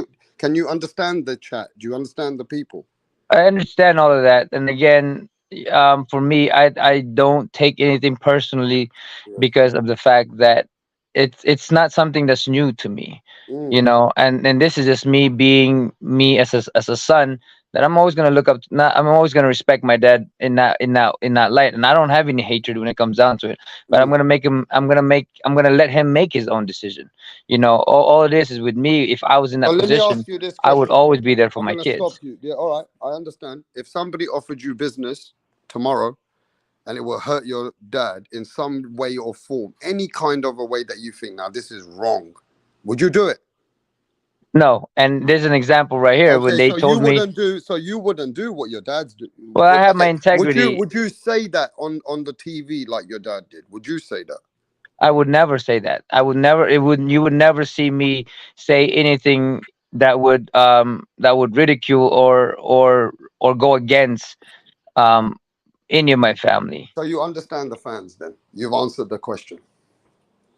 Yes, I do. I do understand what because it's something that people don't see, And again, like say when I had a friend of mine who had the biggest connection with every entertainment, big companies and stuff like that. When he said that, I need you to have a controversial thing so that I can get you up, um to TMZ. and TMZ and all this other stuff, and we can make your name bigger and stuff like that. But I need you to have an affair, with a porn star or whatever it is, Mm, to get you into this stuff, and we can make a lot of money from you.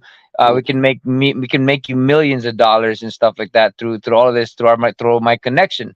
And I had to decline that. I said I can't do that to my wife. That's just not me, and I will not sell my integrity, for money. I just not like I'm not like that. Yeah, I get it. So you understand the disrespect. You understand that looking outside in, it just looks a bit disrespectful because at the end of the day, you're his son. And regardless of what anybody in the world says, yeah, anybody, a man who's, born that child, even if you have a drift with that child, at the end of this is the hurt business. It's of course Senior is a good trainer, and we have to also look at it from his side. We can't just make him look bad here totally because he's in a country like Philippines. Just like Nonito said, he's got to feed his new family. I mean, his other family now, which is not connected to Nonito and his mum. So, you know, I do he understand that. understand? You understand I that he got to feed your stepsister, right? No one else ain't giving him no money. You ain't sending him no money. No one else ain't gonna send him no money, right? Yeah, but that is your responsibility, as Mm. it is my responsibility with my kids. You know, I've offered everything that I can in terms of helping him out. But that's again that's something. When I said don't take that surgery yet, I need you in my fight, he didn't take what I told him. So I can't rely on somebody that doesn't listen to me. Yeah, How am I gonna perform at my very best when I'm not even sure if you're gonna be there for me?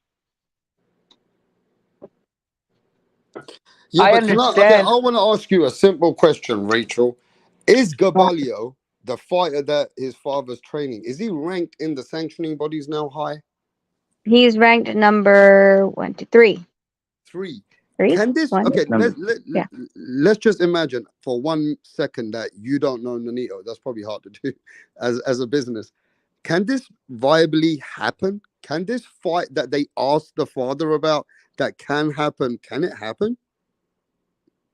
It will definitely happen when Nonito wins the title.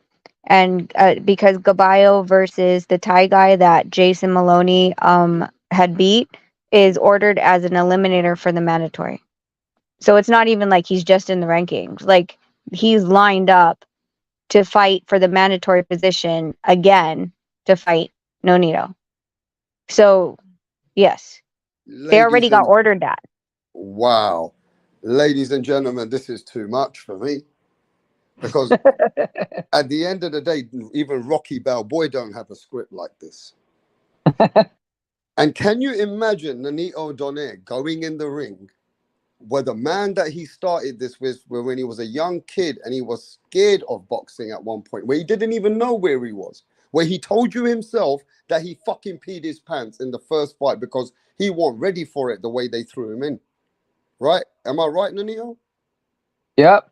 I Now, a mean, man that conquered the world now will go in the ring with the man who's his father, who trained everything with him, went through this game with him, and now you're gonna walk in the ring and look at an opponent with your dad and respect your dad for earning what you said.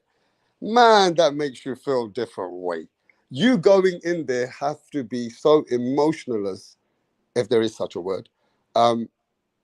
You really don't have no feelings when you got to be in that ring. Is that how you are anyway when you go in the ring? You don't have nothing going through your brain. You're going for opponent.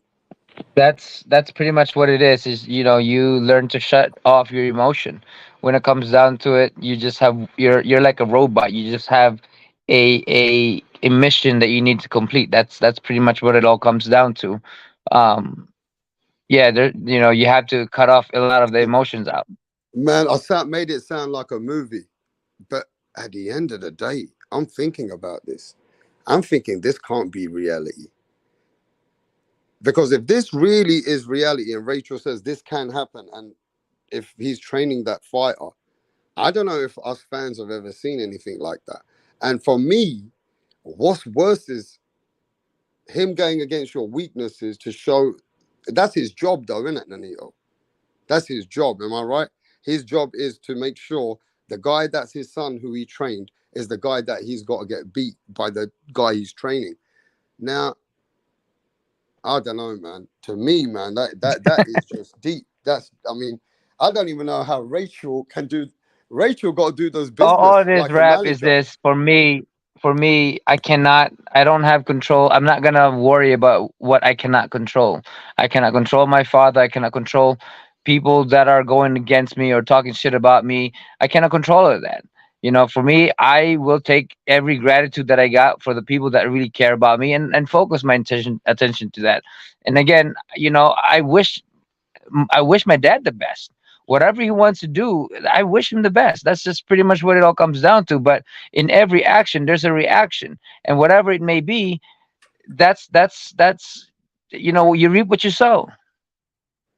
No, but bro, this can't happen. Somebody has to back off. Well, we can. And I know you ain't backing off of no fight. No, and I'm kind of like I get it. Like again, we go business and business, and this is where like he's the water outside the ring, and I'm the fire, and then in the ring it's opposite, right? Like I look back at it, and I'm like I'm looking at Gabayo. I'm like this fool. Like we treated him fairly, we treated him well. He came to Vegas. Him and his people were at, you know, we took them all out to dinner, all like 12 or 15 of them, I can't remember. And you know, we had conversations with them, and we really treated them like family, and always said like if you ever need us. And to see this for me is like I get it. Yeah, business is business, but are you serious? That's like me buying off his father and saying, "Hey, I don't want you to cheer for your son. I'm going to give you this much money to be in our corner and to be sitting in our side and cheering for us." Like how would he feel? Like so for me, like I have like this, you know, cuz Nonito's very very like overly kind, overly generous, and it's just how he is, but when people, you know, turn around and make these decisions, then for me, I'm like, yeah, you're done. Like for me, like, yeah, Yeah, I okay, can only goodbye. imagine. I can imagine. Yeah, I'm like, forget it, Caballo. Like, please bring a translator next time. Don't have Nonito translate for you. I'm not gonna like. Don't come to Vegas. Don't have us treat you out for dinner. All these things, like, don't pretend like you're gonna be cool and you're gonna be like this, and then hire on his father. But Like, the big question is for everybody in the world. We know Nonito is a competitive spirit. He goes and beats the guy that he beats now. Barrios, is that his name? mm-hmm. Barrios, right? Where's he come from? What country? Mexico. Exactly. I You try to Mexico, tell right? everybody it I was don't know. Mexico. I think it's I Mexico. think it's That's what I Mexican. was I trying think to tell so. people. Yeah. Anyway, so say you beat him. Your father trains Sean Gibbons fighter Gavalio, right? And he beats him. This fight comes to reality. Rachel, as a manager, we know that Nanito's got competitive spirit. He's taking man's out. Are you gonna make the fight? Yeah. Well, we don't have a choice. If he wants to back out, But he would can you back out. make would you make the fight? Between Nonito and Caballo? Yeah. Yeah. Well, that's the But let thing me is just that ask this, Rachel. I'm Rachel, let me just ask this. The world is saying, let me just say, I've had a lot of people. Look, I'm not going to say the world because there is people come from Australia, from America, from New York, from Philippines. So it is people around the world. But like Punch says, at this point, isn't it? Somebody's got to back down. Like Nonito, don't take the fight. I think that's what Punch is implying. You're bigger than that. You're a treasure. We love your dad as well. Like, he's trying to say that we love the Donaires. We don't want to see it like that. Do you understand from the fans' point of view? Also, do you understand, Rachel? At some point, we know that Nonito is going to fight everybody. But isn't it time to be a daughter-in-law and say, fuck this shit? I ain't allowing this to happen. Or do you think, no, it's business? Nonito's the champion. If they choose to back off, then they need to back off. But you The won't back mandatory could off? always You wouldn't back off here, Rachel, thinking that this could it'd cause be a bad drift? This might be that they don't speak for a long time if you allow it? they haven't even spoken ever since he got knocked out. What are you talking about? That was last June. Right. I But mean, like, this is don't you see, Rachel, that this is your family, right? That maybe this is enough. No, we're not gonna do this stupid shit. No? they could decide that. regardless if we step down Uh-huh. and all of that, it's still not gonna change anything, Rap. And this is me um telling you what I know about my father. My father has a good heart, but he is very influenced by everybody else. And that's why it will never change because the because it's always going to be like this. If I have more money than him, he will always look at me as that person. It's just how it is. He wants to control everything that I have. It was suggested when I was a champion back in the days that we only will have one account for everybody. He Look, I wanted get to. it, bro. I get it, bro. But you know what it is, yeah? I'm trying to see, is there no way to like solve this situation where it don't come to this? Now, for you guys, we already understand that you ain't backing off from no fight. We get it. Ain't nobody gonna back off from Gavalio where you already beaten him. Doesn't matter if your dad's trained him. You know that you're going in there to beat him again, right? So for you, you're saying you're gonna go for it. If it happens, it happens, and that's what I'm hearing from you and Rachel. Correct? Well, we're not going to get stripped because we don't take on the mandatory. Like, in the best cases of scenarios, Gaballo and his team decide to go in and say, hey, listen, I can't take this. I don't want to press my mandatory position right now, but I still want to keep my position. So allow him to fight, someone else and push the mandatory because of special circumstances. And when Nonito decides to retire or vacate the position, then I'll press my mandatory position. But I mean, that's up to them. Like, Yeah, but I can mean, you imagine, Rachel, what we're talking about in the history of the sport? We're going to see senior over there and junior in the ring. This is something that I think the Donaires have to understand, that if this ever happens and this turns out to happen, this is history in the making. But some people will feel fucking, what the fuck is going on here?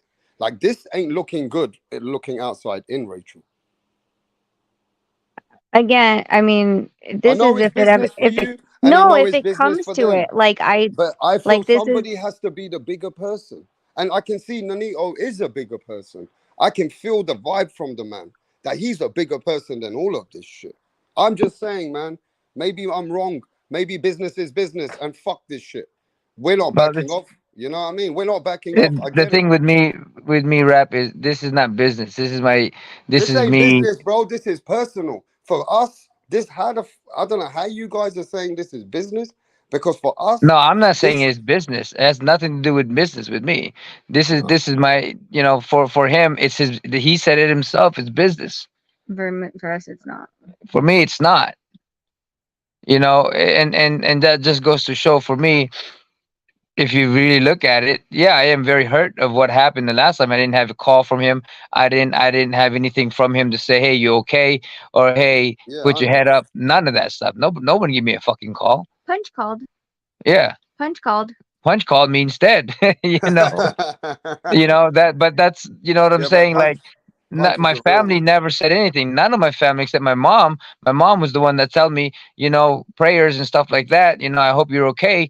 My mom was the one that did that. So when it comes down to it, I have to pick my mom over my dad. Of course, I was close. I'm closer to my mum than I was with my dad. But that's just it. My mom, no matter what my mom would say to my dad, he doesn't listen. He doesn't care. It's Yeah, always but about this is him. different now, Nanito. We really need to come to reality now.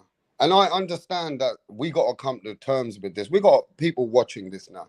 Can you imagine Teofimo Sr. going against his son with Teo? Can you imagine fucking Lomachenko and Papachenko going against each other? You do realize you're a four-weight world champion. You do realize your father is the man that we saw you with when we were kids. So for us as fans, Nanito, at the end of the day, it won't look good for the way that we're thinking about it. Now, imagine you knock out his fighter, fair enough. If you get hurt in that fight, how the fuck your kid's gonna think about that?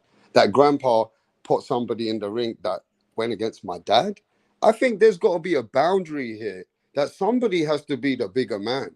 Somebody has to say, wait there, you guys are pushing the fucking mark. A rap. You know You're what a putting bigger my man dad. is, No, rap? no, no, wait, but let me finish. You're putting my dad. You're trying to come out with that shit and bringing that business to my dad to come against me. Come on, man. The boxing business should not allow it to happen, if you ask me. But go on. No, it's just, for me, if I was ever in that position, I will always be a father, first and foremost. That's just how it is. There ain't no money, there ain't no business can ever take anything away to hurt my son. I don't care if you pay me a fucking $1 billion. I will never put anything in any way, shape, or form to hurt my son. I'd rather walk away from it. Even if my son and I are not talking, I'd rather walk away and wish him the best and support him in every way possible that I can. Maybe he can train him, and maybe Senior can be the bigger man and not come in the corner. I don't know. I don't know, because you ain't gonna All back it off. is You ain't I've gonna lived with back this off man from for all my unification life. fight. Are you gonna? But you would. You ain't gonna back off from the unification fight. From the sounds of Rachel, she's gonna back you all the way anyway. What you I'm want to not do? back. I have a goal, and I've already said and stated this for the very long time. But can you This just is back not off about for? the money. Would you not back off for Dad's respect for your own sake? No. What respect? He never kind of given me that respect. If he had given me the respect, he should have postponed his surgery so that he can be with me and train me. If he had respect, he would never did what he did to my mom. If he had respect, he would never did what he had done, and not talk to me for about 5 7 years because he didn't approve of my wife. So I'm not gonna keep taking the shit from him and keep digging myself for hope that my dad is gonna show up as my dad. All my life it's always been that way. I've always given everything to them. Everything. When I was in high school, all the subject, I said, I want to take art. I want to take this. I want to take that. No, don't waste your time. You're going to take this, this, and this, and that. Okay, Dad, I'll do that. Okay, I got a scholarship. No, you're going to turn pro. Okay, Dad, I'll turn pro. Everything that I did for my fucking father. You okay? That's all there is to it. And this is why I'm grateful for him teaching me, because I will never do the shit that he's done to me, to my kids. If I ever have to give my life for my kids, I will fucking give my life to my kids.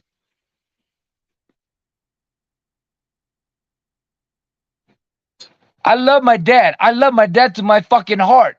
But I can't change him. I can't change the way he thinks, and I can't change the way he doesn't give a fuck about me or my mom.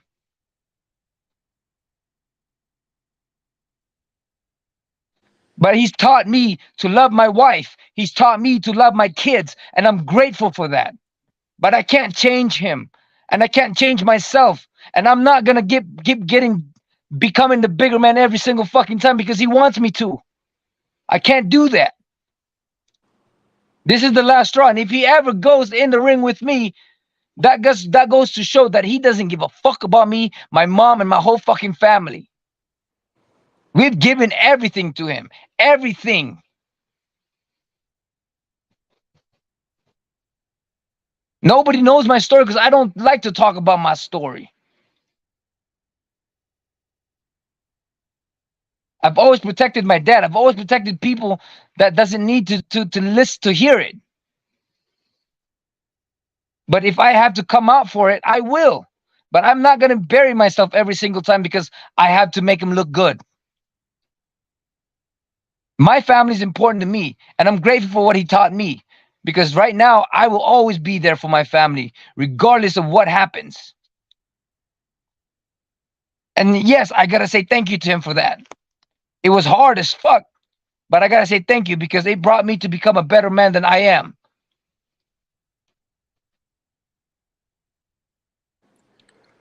Wow, man. Yeah.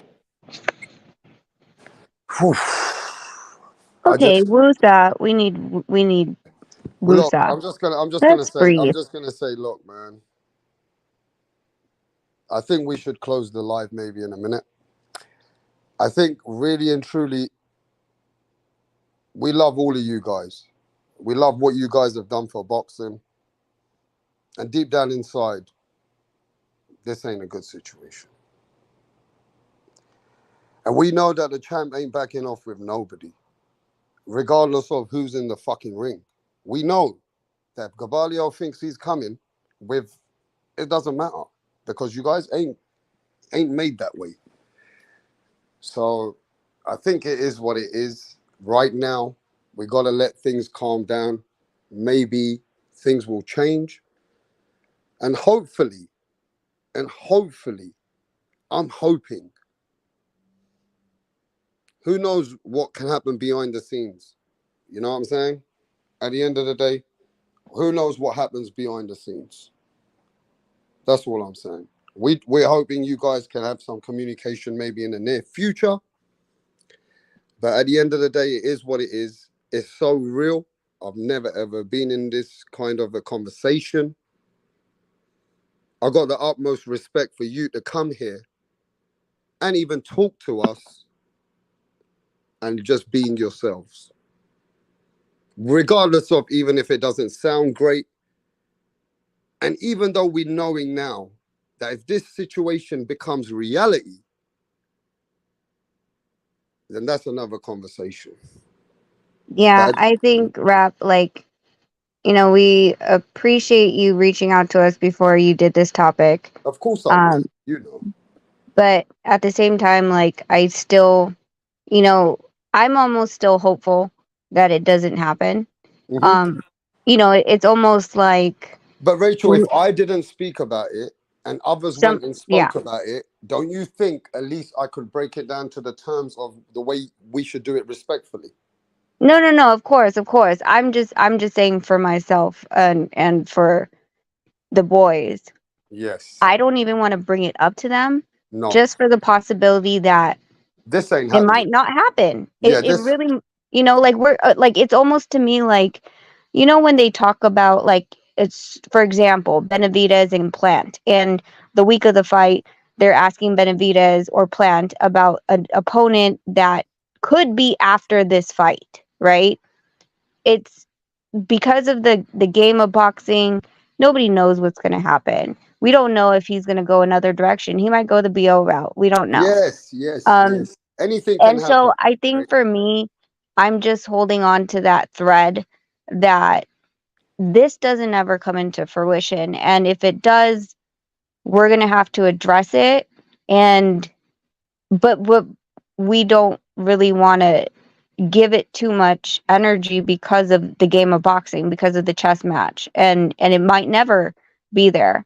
But I think you've seen that it, as much as Nonito doesn't want to talk about it, as far as personal goes, because this is personal for us, um, it's difficult to stay very clear-minded as far as like, okay, well, yeah, I guess it is just business, because for us it's not. Like I said, like if it ever comes to that, when I can figure out what I'm supposed to say to the boys, Mm. then I think that's a time we're going to have to face the music. Right now we're talking about a whole different song, and we just need to finish this song with Barrios before we even consider that Gaballo possibly could be an opponent. And even at that, like I said, he could possibly be an opponent and then go a different route. Until that contract signed, we don't know. It Senior could change his mind. It could just never come to fruition. Maybe this road never becomes crossed, and that would be the best of the situation. The worst thing about the situation that I feel is that how the fuck did it look like Sean Gibbons, fighter, has ended up with Senior? Now, I'm not saying that boxing world is like, you know what I mean, they're a bit weird like that, right? I'm not saying that, right? But I'm just saying, man, somebody got to be the bigger man, whether it's Sean or somebody else. I mean, they should not allow it to be bad blood. It would, whether we like it or not, Rachel, it would always be looked upon as, that's not good. You know what I mean? Yeah, I'm not like super like sure exactly how much Sean is in this picture. Like Nonito said, Senior and Sandman Promotion, they've known each other because they're all from the same province. But I know Sean advises Gaballo. He has some type of relationship with Sandman Promotions. I'm not sure how that works. But yeah, I mean, This has been one of the most realist lives I've ever done in the history of fucking rap star boxing knowledge. I can never say ever that Rachel, you, Nanito, you're the realest people some of the realest people I've ever met in boxing. Not even in front of the scenes, even behind the scenes. So, hey, Rachel, I gotta say this I didn't really enjoy this. I couldn't even call it cooking. I've kind of had this conversation, and I don't want to put myself in Nanito's position, because if I put my mindset in his position, he is one of the most bravest guys. The way that he spoke about it, the way that he released himself, and the way that he actually explained to the fans, it is a very tough situation, right? And I understand that Nonito is a guy that's always in the hardest sport, so he's got to keep his mind strong. But we had to talk. Look, now I'm thinking to myself, should I have done this live? Because it is what it is. We covered the subject. Now, if I didn't and others covered the subject, then what would I do? Talk about it? Do you know what I mean? no, I mean, I think it had to be talked about, one way or the other. And I think this was a good, like, I guess maybe a release for Nonito to say the things we wanted to say before. After the Inoue fight, we kept saying we were going to go live, and then we didn't. Like, it was such a weird, touchy subject, right? Because it is about his dad. Because the news was like, oh well, he never said it. let me just get that straight. Senior never said it himself, that we kicked him out. It was people who had had created this narrative that sounded good in their head. So it was never him. Um, but it was weird to have to, you know, defend the situation that ended up happening with Inoue too, and not blame him for not showing up. You know what I'm saying? Like it was like this juggle of protecting him, but at the same time also protecting ourselves. It's like, dude, it wasn't our fault. Like, and at the same time, it's like we didn't kick him out, and so we just kept pushing that live, and until it didn't make a difference to us anymore. I mean, this is only getting brought out because of what he said, and I think it was sooner than I think it was better now than later. At least it's already, he's Nonito said what he had to say. Because I would have rather I'd rather have it now. Sooner than later, until the fight times come in, and you know. Yeah, well, I think I'd rather have it now when we know the next guy isn't going to be Gabayo. It's going to be Barrios, right? So let this go. Like, let him say what he had to say, and then it's gone until it doesn't have to be anymore. But he's already kind of released how he felt about all the situations, and hopefully it completely gets out of his system. If we ever end up fighting Gabayo and his dad's in the opposite corner. Yeah. Rachel, you there? Mm-hmm. Look, I don't think we should really go. One thing we're going to have to speak facts about, Rachel, is that you might as well just be straight like you did earlier. This actually is a fight that can happen. Forget his dad. This fight can happen. Yeah. So in reality, the conversation really doesn't take place, because until the time ever comes like that, then there's a conversation that needs to be had like that, right? And to be fair with you, we're only touching on it because we know it's going to be touched on. So, at the end of the day, the way I look at it, it is what it is. But in the history of boxing, I hope you know this, Rachel, because you put it up there. In the history of boxing, this has never taken place. Nobody ever would expect this. Yeah, I don't think I've ever seen it. I'm not sure, but I don't think. Yeah, so it's a bit weird. It's a weird situation. Does that make sense? The most nicest way I can say it. It's a weird situation. Yeah, it definitely is, and it's an uncomfortable situation, like, to say the least. I mean, but I mean, it like I'm hoping we never have this conversation. Rabbi. Like that's like I keep saying, like that's my hope, is that it never comes a reality, and this was just a sliver in time that it was talked about, like a quote unquote dream fight or whatever. Kind of like the same thing that happened before, where Marvin Sansona was, he said that Marvin Sansona was ready for us to fight, and it just didn't happen. Things happen in boxing that it just doesn't end up happening, and but the story is crazy. I mean, I just can't even put the story into perspective. Do you know what I mean? It's just the fans will be like, "Holy shit!" I'm just telling you. Yeah, trust me. I know. Like, I don't, like I said, like, him having his perspective, me having my own perspective, and the perspective of my kids are the three perspectives that I really need to watch out and check, right?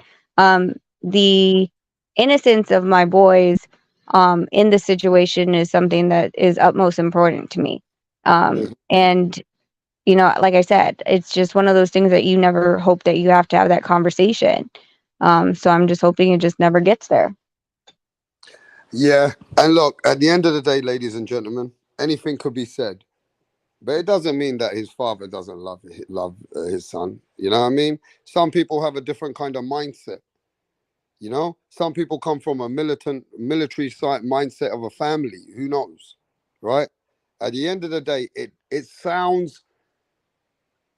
I want to say it sounds worse than it actually really is. It just sounds bad, right? That the father would really train a guy to go against his son. It sounds bad, you know what I'm saying? It just it's probably not like that at all. He has to feed his family. I mean, Nonito said he has to feed his family.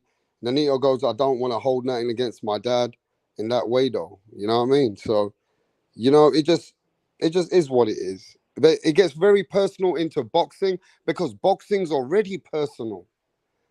And Yeah. to have a family drift in a boxing match is too much because boxing's already personal. It's a hurt sport. You're putting anything can happen in boxing. Boxing is one of the most sports that's why we love boxing because it's just it's man versus man. I'll just say that it just whew, it just Yeah, is what it is. for me, I just don't, I like, the amount of times that, like, so I know the first reconciliation was in 2011, 2012, I can't remember. And I had brought them together. The second one was the firstborn. And then there was another one, but it was between the siblings, that, I had talked to his mom about and tried to help, orchestrate to make, Glenn and Nonito talk again, but that didn't come into fruition. Um, I don't know how many cards I can go like, okay, let's try again every 5 years. Like, let's try to mend this relationship and over again. If, this, I mean, happens again and again. Like, this is just a nightmare that has continued. Like, that's why I said I'm not shocked. We've been here before. Mm. It's just, this was just a blind side from this Just the one. conversation does feel a bit uncomfortable, like it sounds a little bit, right? It's not a fluent boxing conversation. There is some personal conversation here.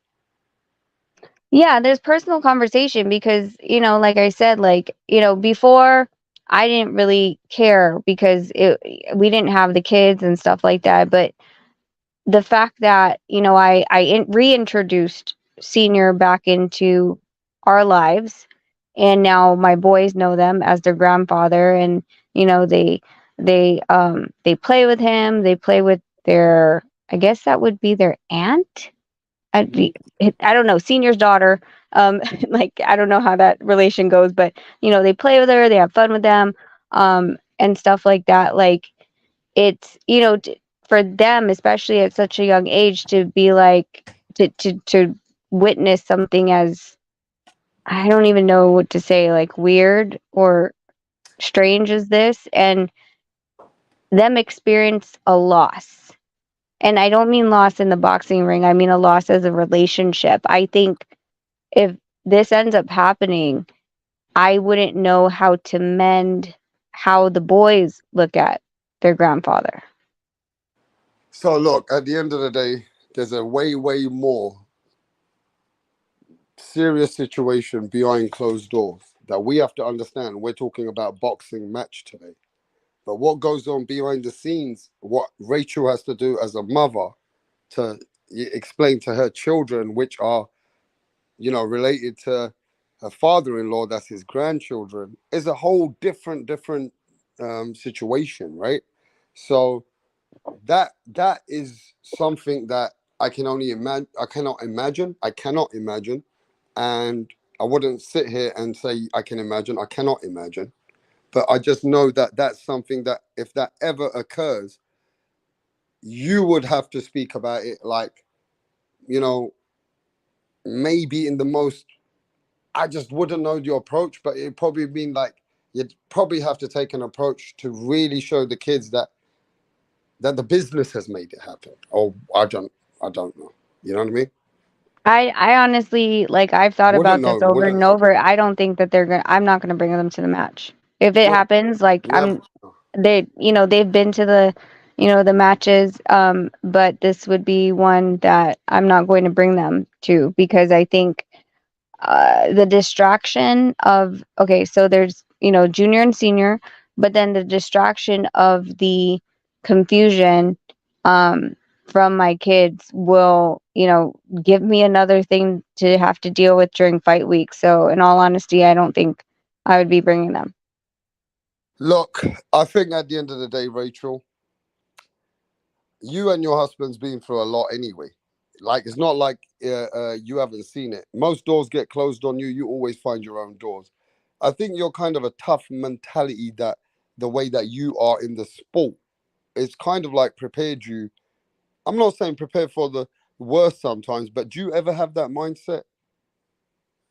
I do, but at the same time, this is uncharted territory. Like Mm. motherhood is no one trains you for that. No, no. And I think earlier in our relationship, it was easier to just brush things off, especially without like you know the internet being that prevalent yet. But having to explain something to a 7 and 9 year old who are very keen in looking up the internet and seeing what's going on, and mama, why can't I go to the fight, and explaining to them why they can't, like there's nothing that can prepare you for that. And honestly, if I was going to shed any tears about this, it would be because my kids are hurt, and there is no amount of consoling or words that I can tell them that would make sense in their head. So look. I'm just thinking of this now. I hope it don't come to that then. I keep holding on to that. Yeah, I but it is one of those things that, man, somebody's got to be bigger behind the scenes. Yeah. I mean that, like I said, that's just my hope. Like I think Nonito, he understands his relationship with his dad. He's taking it extremely well, but it's because he knows him. He knows him, from what he's been through as senior as a child, his family and all the struggles that he's had. But my boys don't understand that.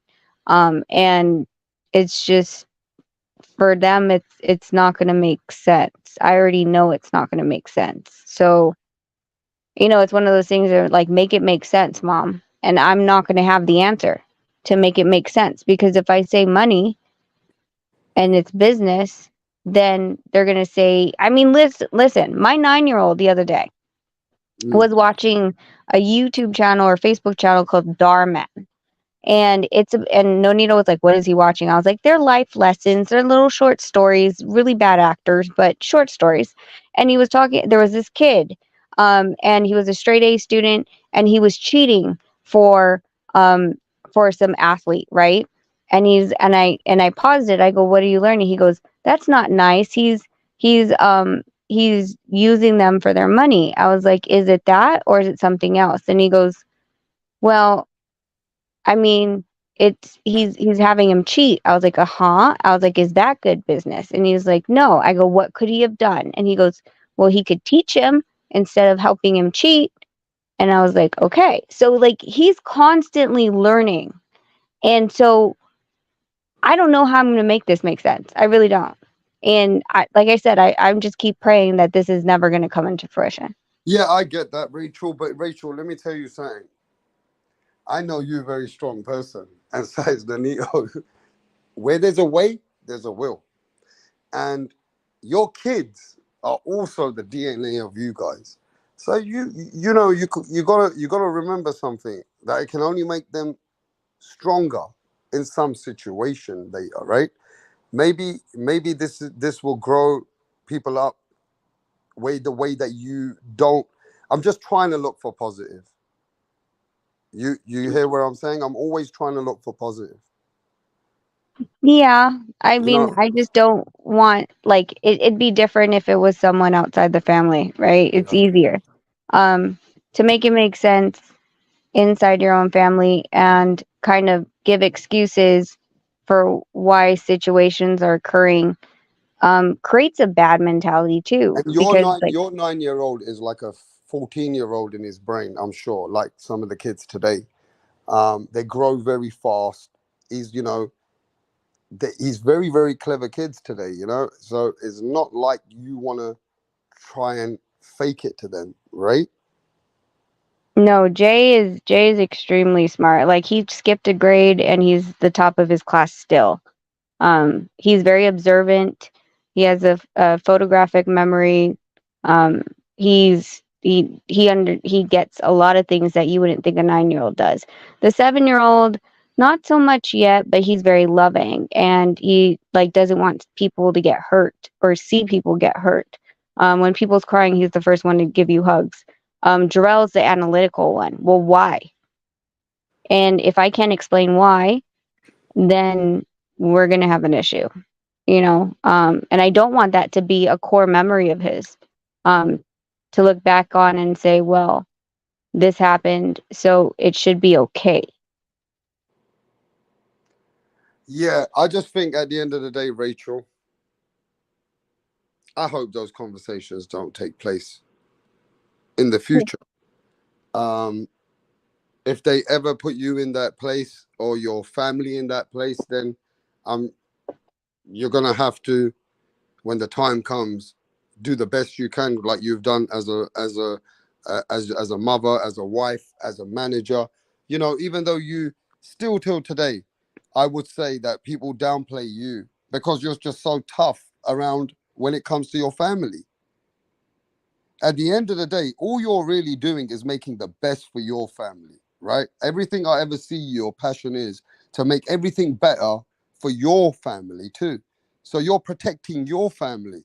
And people give you a bad, you know, I know what people do. They don't like seeing a woman trying to be dominant in boxing, telling men how it goes sometimes and getting their way, right? Because at the end of the day, when you get your way, they don't like you for that because guess what? You're doing it better for your husband, Nonito Donaire. So, Yeah. you know, we understand there's a different energy, but this is not called for. And I just feel that it's a, you know, I just like to be real. It's a shame that this is happening to the Donairs. Like, if you wasn't here, that's just a conversation. To me or anyone in boxing, it's not nice that this is going on. You got a lot going on anyway in the sport. You got to keep focused at 100%. You always got to keep where you are because you're coming back to be an elite standard and trying to win titles again. You got a lot going on. This is it's a distraction. And not to mention distraction in boxing, now distraction as mother. So Rachel, this is the making of you because you're always in that position sometimes. And you know where I'm coming from? No, yeah, and I'm always gonna like. That's the thing is that when I came into boxing and as a manager, I really like everybody. Well, the of course the ones that I was negotiating with was like, she's a bitch. Yeah, I'm supposed to be because I'm not gonna allow you to take advantage of him. So I didn't really care about what other people say. At the end of the day, my husband gets the biggest purse that he is supposed to get, that he Right. deserves. That's And right. if I'm the bitch for that, for protecting him from things that you know, could hurt him, then okay, so be it. I thought that's what family is supposed to do. Can I say, can I just say something with no names? That has there been times that your husband's been cornered in business and you got him out of it? Can I say Mm. that without like, is that true? Yeah. Is it true that boxing business has tried to play your husband like they've played many fighters? Yep. And you always fought to make it better, right? Yeah. So at the end of the day, you don't get credit what goes behind the scenes in the fine lines that you're fighting for, that people actually give you a bad name for, right? But you're only trying to make better deals and better contracts for yourselves. Yep. I I mean, mean, that's, I mean, and I think a lot of it is because people don't want me to expose what's going on in boxing, right? Like, yeah, when I talk about the contracts and the loopholes and things like that, my and God. people are like, "Oh, she's a bitch." I'm like, "Why? If But that's in your contract, then I mean, you could say it, But that's the thing is like, when I did that on Punches, people were like, aren't you afraid that these promoters are going to come and say that you're telling lies? I'm like, if they say that, then that would actually mean that that's their contract, because I've actually, taken out the names and and the money that's involved in these contracts. So they wouldn't want to point that out. But I am exposing a lot of the smaller time, promoters or managers, the ones that are being snakes. Of course, they're going to be upset with me because these things are in their contract. Yeah. No, I mean, to be fair with you, boxing can be exposed in so many ways. But the truth is, every business is like that, not just boxing. And when you understand business, you understand that boxing is different on the back end to what it is in the front end sometimes. Oh yeah, I mean this is completely in You know business what I too. noticed, Rachel? Everybody wants to protect themselves. From one subject, I've had 6 people reach out to me. And I've noticed everybody has their opinion in what they're going to say and what they want to protect. And of course, if they disagree with you, they're going to tell me a certain perspective in the why they disagree with you. Now, of course, everybody's got their opinions. But deep down inside, everybody knows this, yeah, that if the fight with Nonito could have happened, would have happened. But what people will do is they will go to this side, to that side. Now we're hearing that the money for NONITO DONAIRE is not there for the fight with Jason Maloney. That was the debate yesterday that they were having. I have no proof. So what the fuck am I saying here to these guys? No, that's not what he said. He said they didn't want to pay it. They didn't want to pay the money. The money wasn't there. They didn't want to pay it for that fight. They have the money. They just have the didn't want money. to They pay have it. money, but the money ain't there for that fight. Basically, they're not putting up the money for that fight. Would you think about that? Well, I just think that if you don't want to put up the money for this fight, what makes you think that unification is going to be less? It's going to be way more. It's No, going to be. that's what he said, isn't it? He said the unification between Maloney and Nonito would be worth good money, but not that fight.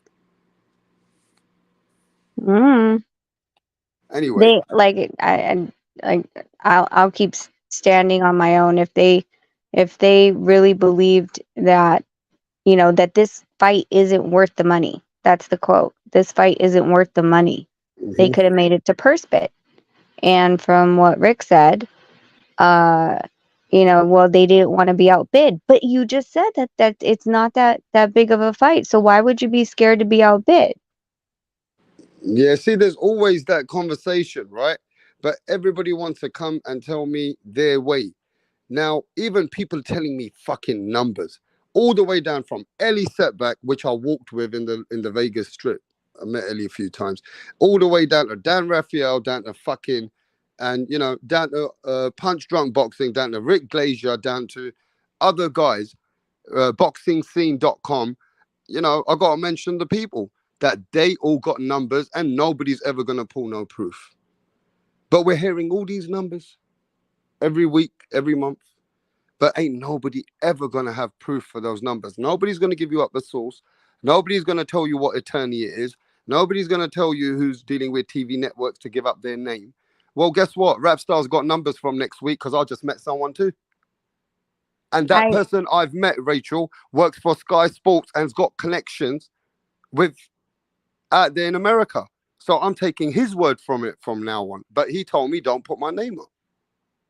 Well, So but that's the thing I is got like no the proof though, numbers. Rachel. Anytime you tell me, when I give you my numbers from next week, when I'm going to listen to this guy, I will never be able to give you proof because I can't give a name up. So anybody's going to tell you that now. Do you understand that? Yeah, I mean, I never argue numbers. I can really care less about numbers. I mean, as far as like, oh, it sold this, and I've never seen like people so interested on like, oh, this is going under, that is or that's not. Like, I mean, honestly, if you're cheering for anyone to go under, then you're cheering for the downfall of the sport, because the less TV dates, then the less fights, the less the less Showtime, the less ESPN, the less DAZN. the less BLK Prime for whatever it's worth. The less of that, the less of boxing. So you're really not a fan of the sport. I want to see fights. I can care less about how much they sold. If it's a good fight, I'm going to watch it. I couldn't care less on what network it is. I watch Top Rank fights. I watch the Zone fights. I can care less. But I'm a boxing fan. The ones that argue like, oh, well, this person's going under and that person's getting bought out, they're not going to have TV dates. Like, so you're really not a fan of boxing, because I'd be pissed if if Benavidez and Plant didn't get a date. I want to see that fight. So why would I wish for their downfall? The same way that I want to see Teofimo and Josh Taylor. Would I wish for the downfall of Top Rank and ESPN? No. No. I'm a boxing fan. Some of these people I have no idea what And they I'll are. tell you where these numbers come from is when people want to show they got their contacts in the sport. And it comes down to, well, you know, Tank Davis, he ain't that much of a star. Then those conversations start to happen. He can't be, you know, that much against Ryan Garcia. And then these things start to happen. They build more narrative. They build conversations. You know, it's like the numbers lead to everywhere else. I get it. And that's why I don't like the numbers, who's the A side, who's the B side, Yeah, what the split is. I that's all. really don't I really don't give a shit. I just want to see the fight. Like, it's to me like I'm just like I just want to see the fight. That's all I've ever cared about. And it's only because of social media that these conversations have started, that people are saying this and that. And again, if Top Rank, PBC, Golden Boy, and Matchroom, and all the smaller promoters, if they fail, that leaves a hole in boxing. And if Showtime or if ESPN, just like HBO, goes off air, we will not see what we want to see.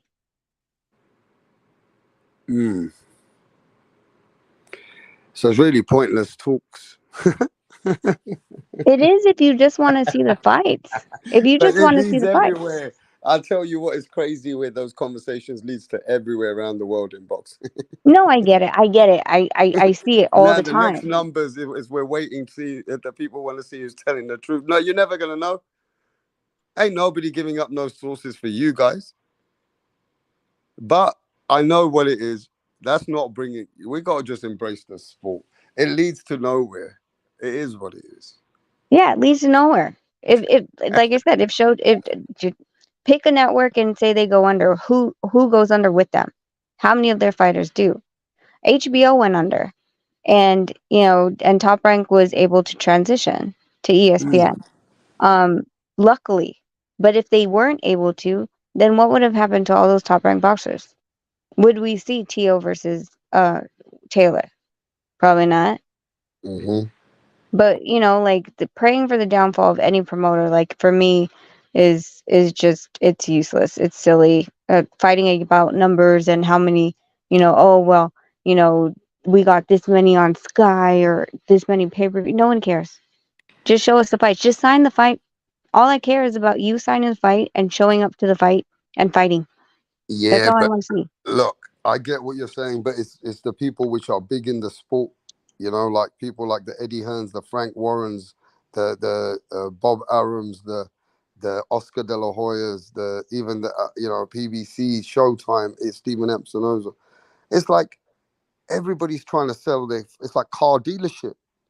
Everybody's trying to say, they're the best, and this guy's Okay, gonna do that this better is than what me. it This this is company is this But company is this is that. what I want to challenge everybody that's saying like numbers, numbers, numbers, numbers, numbers, numbers, numbers, and this person sold this one and this one's the A side and blah blah blah blah blah. I challenge all of these people to actually do a full fight breakdown and tell me why they're actually going to win. Tell me scientifically why they're going to win. Of what? The numbers. No, of the fight. Talk to me about how they're stylistically actually better. Yeah, of course, those are much better boxing conversations. But Yeah, you're but they talking can't on have them. YouTube. YouTube like to build things off of numbers becomes entertainment for them, right? It becomes that fighter's better than that fighter. That fighter, he should be the B side. It's like, I told you, motherfucker. It's like YouTube has a whole different perspective of entertainment into boxing. They Ask, don't like these conversations. Well, he's do got you a know good why? jab. He's got a good You jab. know why? Have you seen every time that he moves in, he goes with a 1-2 to the Because body? they Have you can't seen how he explain slits it, the Rap. punches? Yeah, but they don't know. They don't even like it. They People come can't here. explain. It's not that they don't like it. They can't explain it. Like, how many times have I'll give you this example 20,000 times. When I went on different panels talking about Canelo Bivol, oh no, sorry, Bivol Zerdo, they could not tell me scientifically why Bivol beat Zerdo. You can't tell me? How do you not tell me in your boxing channel? You can't have this discussion? You can't talk about foot placement? You can't talk about punch placement? You can't talk about range and distance? You can't talk about false range? Are you serious? Then you're Yeah, but not a everybody you're speaking to out here, they're not analyzing the sport like you're doing in the gym and how you're training around fighters. They're not telling people, no, keep your legs there, man. No, lead off it, go in with the jab. No, I think you need to do this, need to do that. You are analyzing these fights. They are not. No, I agree. But this is So why, your like, I think, conversation like, with them on this YouTube, you're gonna be a bit apart when it comes down to game plan, what this fighter should be doing, exactly breaking it down. Some people ain't gonna be able to do that with you because they don't watch the sport like you. What they no, do is look at oh, this person's more offensive. This person's got, he's a come forward fighter. This guy here, he moves his legs. This guy here, he not likes to use off the jab, uses 1-2, and then come back out of range again. Yeah, those conversations you will get. But when you start going to the point where, you know, foot placement and stuff like that, not everybody out here is analyzing boxing like you. rap. Yes. Oh, no, you went out for a second. Yeah, No, I I said not understand that. everybody's analyzing it like the way you are Yeah, in the but they're gym. analyzing the business based Look, people on were my laughing at sources you. say. The other day, people was coming over here saying, "What's Rachel talking about? That you don't need to run in every day and do 7, That 10 was the kilometers." Olympian that further remain does not want to be named. Yeah, I know. Right. And do you remember these fans, they don't understand certain terminology, how you are seeing the sport and But seeing yet they're different speaking elements. about terminology about things they don't understand. They're speaking about fucking about numbers. They're speaking about pay-per-view. They don't even understand what a threshold is. They don't understand A side and B side, how that gets paid out. They don't understand the gate. They don't understand what a merger is or an acquisition. Like, they don't understand what they're talking about as it is. It's just, these are bigger words. Merger, shutdown, takeover, But blah what blah blah about blah all blah. the people that come to our channels? There's still people that come here, isn't it? Like the Rick Glaziers, the Bill Haneys have come before, the Teofimo Lopez seniors and all that.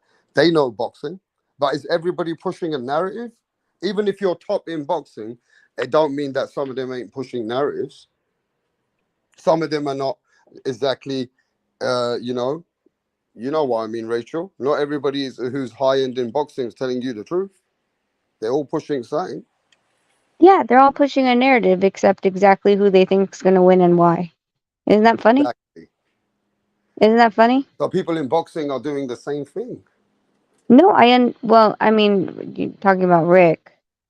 So, what's his narrative? He hates PBC. We already know that. I mean, that's not like it's a no starter. Anything about PBC is going to be automatic fail. He's been talking about this since 2014. It's 2023. Even if they do fail at this point, they've at least been in business for almost 10 years, almost a decade. Is that something to be applauded when most businesses fail in the first 2 years? They did something that Rick didn't do. I wouldn't do it. I like to I know. couldn't even take it. I like to know from your language of boxing. You had a game plan for Nonito for the second fight, correct? With Inoue. Correct. Could you, now that fight's over, could you share some of that game plan so that they could understand how you analyzed it? It With was it, more of a. It was more of a. how would you beat a fighter like Inoue? Inoue likes you to stand still. That's one, right? Two, he has a window of opening in between his punches. There's certain punches, especially when he goes to a body shot, that he does. We protected for that, and I have video on it. Again, this is when we were thinking of going live to show like the game plan that we had, because we had videos on everything that Nonito was planning to do. But it just, I don't think we were emotionally ready to reveal those things, and possibly Nonito will be one day to show what he was going to do. Oh, It so was there was a game plan that you haven't revealed yet, right? oh yeah, and there's So videos you on you it. haven't told anybody this game plan yet. No, Okay, so you're gonna do that in your own due time. yeah, when Nonito's right, because like the thing is, I can say all the things that it is, but the fact that these videos are time stamped from in camp and what we had prepared, is totally different. So, I could be talking words right now, but people love evidence, and the Yeah, but I videos are think the people still now want to know see how you break down boxing. Yeah, I think people would like to know what was Rachel's mindset. Well, how would she beat that guy now? What would she have told Nonito to? How was it meant to go? You get what I mean? Like people get that you had some kind of a set mind in that fight. So that's something that um I've never asked you. I mean, it was to keep him more at range. It was to keep him on his toes, to get him reaching, to get him off balance, um, and not to be stationary in one place, because we know that that's what he does. Not allow him to go off his combinations, move in and out, stay behind the jab, uh, watch for the exact combinations that he throws when he tries to go to the body, which way he leans, rotating to a certain direction because he's uncomfortable when you go to one side, setting up, slipping the jab, setting up to shots. Like it was all based on a lot of more more science than it was about the So she brawl. couldn't match him for speed, or do you disagree? No, I agree, but So you agree timing you beats so speed. you agree with me that you couldn't match him for speed, right? Correct. Timing So beats speed. what was your breakdown then? For me, I would have thought, okay, you gotta let him now. You gotta wear him in. So you must have thought, okay, I gotta figure out how Nonito can now over his speed land the harder punches. Harder punches in the same as timing. Um, Timing was very timing important for you, right? timing was extremely important. Extremely important. The Hmm. timing and the distance was extremely important. Extremely. I can't even say how much extremely is. It's extreme. Timing will always beat speed. Yep. So it was the timing needs to be on point, and it was just meant to go in a way where Nanito's supposed to catch him, so that he needs to now be wary of how he's coming in at some point. You got to break his game plan, or you knew you couldn't slow him down at some point early. It was something that you were thinking you were going to do in the later rounds. Correct. Already had felt that way with about this. So you were more looking at trying to keep it so that in the first early part of the fight you wouldn't take much damage. Correct? Correct. It Yeah. was about being slick. It was about having that kind of American style that isn't really um it's not really sparred in Japan and Asia. It's you don't see a lot of pure boxers from the Philippines. They're very hard punchers. Same with Mexico. You don't see a lot of like the slick style. That's more of an American style than it is Mexico or Philippines. And so, I mean, that's not to say they can't do it. That's just how their grassroots was taught. And so, with that being said, it was more being slick. It was more timing. It was more slipping punches, not necessarily catching them, because if he caught them, first of all, you catch punches depending on which judge, they might think it landed, and number two, catching means that he's in within range and you're taking his punch, which could also off balance you to throw the punch that you're trying to set up. So it was really about the timing of where he threw, when he threw it, and where Nonito's position was. Yep. And at least we know that Nonito's going to come out with that some point, knowing that way he was going to meant to be going in that fight, right? So we're going to hear it from him himself. But you know what, Rachel? I got to tell you this. I normally say it's been a great live, but it has been an extremely realist live. And I got to say again, Rachel, we really respect you coming over here, no matter what the subject is. But, rather now than later. I think we agreed on that, Yeah. No, I right? think It it's is good what that it he. is. It is what it is, Rachel. No, I think it's good that he said what he needed to say. Like, Yeah, he's off now. He's yeah, done. yeah. And so I think it's good that he said what he needed to say, and it's there. And He I said think it. people are right as well. There's a lot of people saying that athletes have been disconnected to certain close people, members of families. They always have it with some athletes, and it sometimes makes them rise better than who they are. And even knowing Nanito's relationship with his dad, you can see both of them have some kind of a hurt factor, but still brings out the best of them when they've done certain things together. But it shows that sometimes it brings the best out of a man when he's at his, challenged at a place. I mean, let's be fair. How many fights has Nanito had without his dad? Can you share that before you go? So he was with his dad in 2007. 2008 was Mithelani. After Mithelani, he didn't have his dad back in the corner until 2013, after Jarrell was born. So he won 2012 with Robert Garcia, 4 fights, and that's where he got the Fighter of the Year award. He also knocked out Montiel without his father. Um, 2013, 2014, 14 or 15, Senior was in the corner when he fought Walters, Mm-hmm. and he got knocked with Walters. Right. Senior was training him for Okay. Walters. Okay. Um, and then 17, 18, like he was always in and out. It wasn't always consistently he was there. For example, the Bali fight, he wasn't there. Um, and then the goodbye one, he showed up. It was always just if he was gonna come or not. He was always Nonito's number one pick. And if his dad decided he couldn't come, um, we had to make do. That's how the Ubali fight ended up becoming the way it was, and how I ended up being the head trainer because his dad couldn't make it for some reason for the Ubali fight. Right. So it's not like he hasn't fought without his dad a few times. He's already became champion without his dad, So he's already doing this himself in the last few fights here and there. Can't deny it. He's doing it himself with you, backing him up, giving him his full maximum assistance that you can. But there's been a few things, as you've appreciated, gone a bit wrong here and there, where we've not had the guy for the pads, and certain things have happened. But he's still been doing what he's doing at the elite level. So,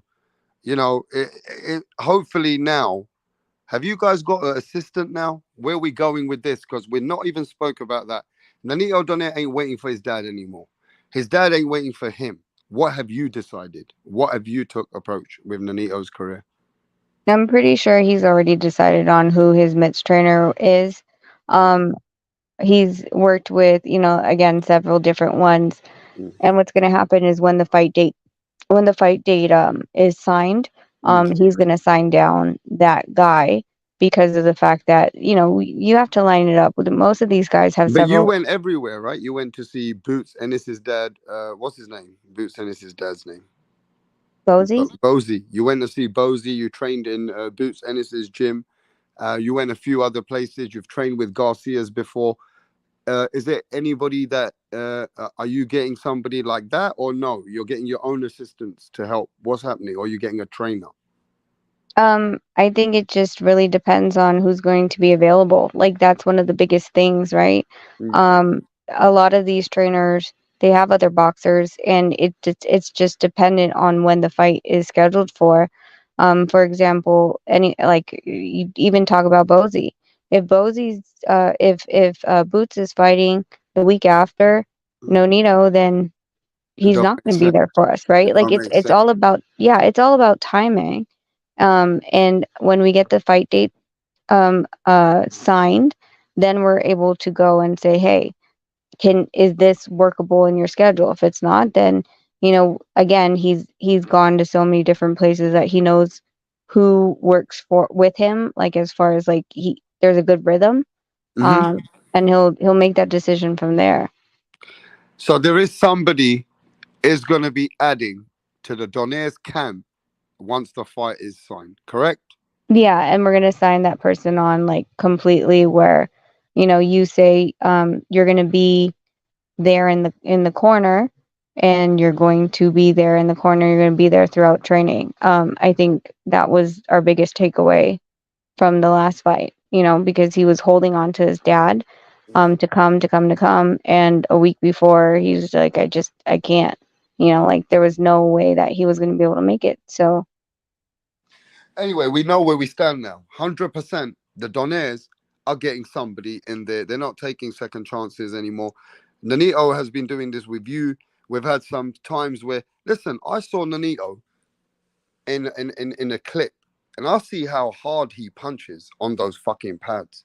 yeah. So I can't expect you to hold those pads, No, right? I tried. You Mm, tried, and I can imagine you ain't doing it because I've seen him hold. I've seen how he punches on those pads, and with Nonito, he don't punch like fucking what's his name, Mayweather and them. He goes in.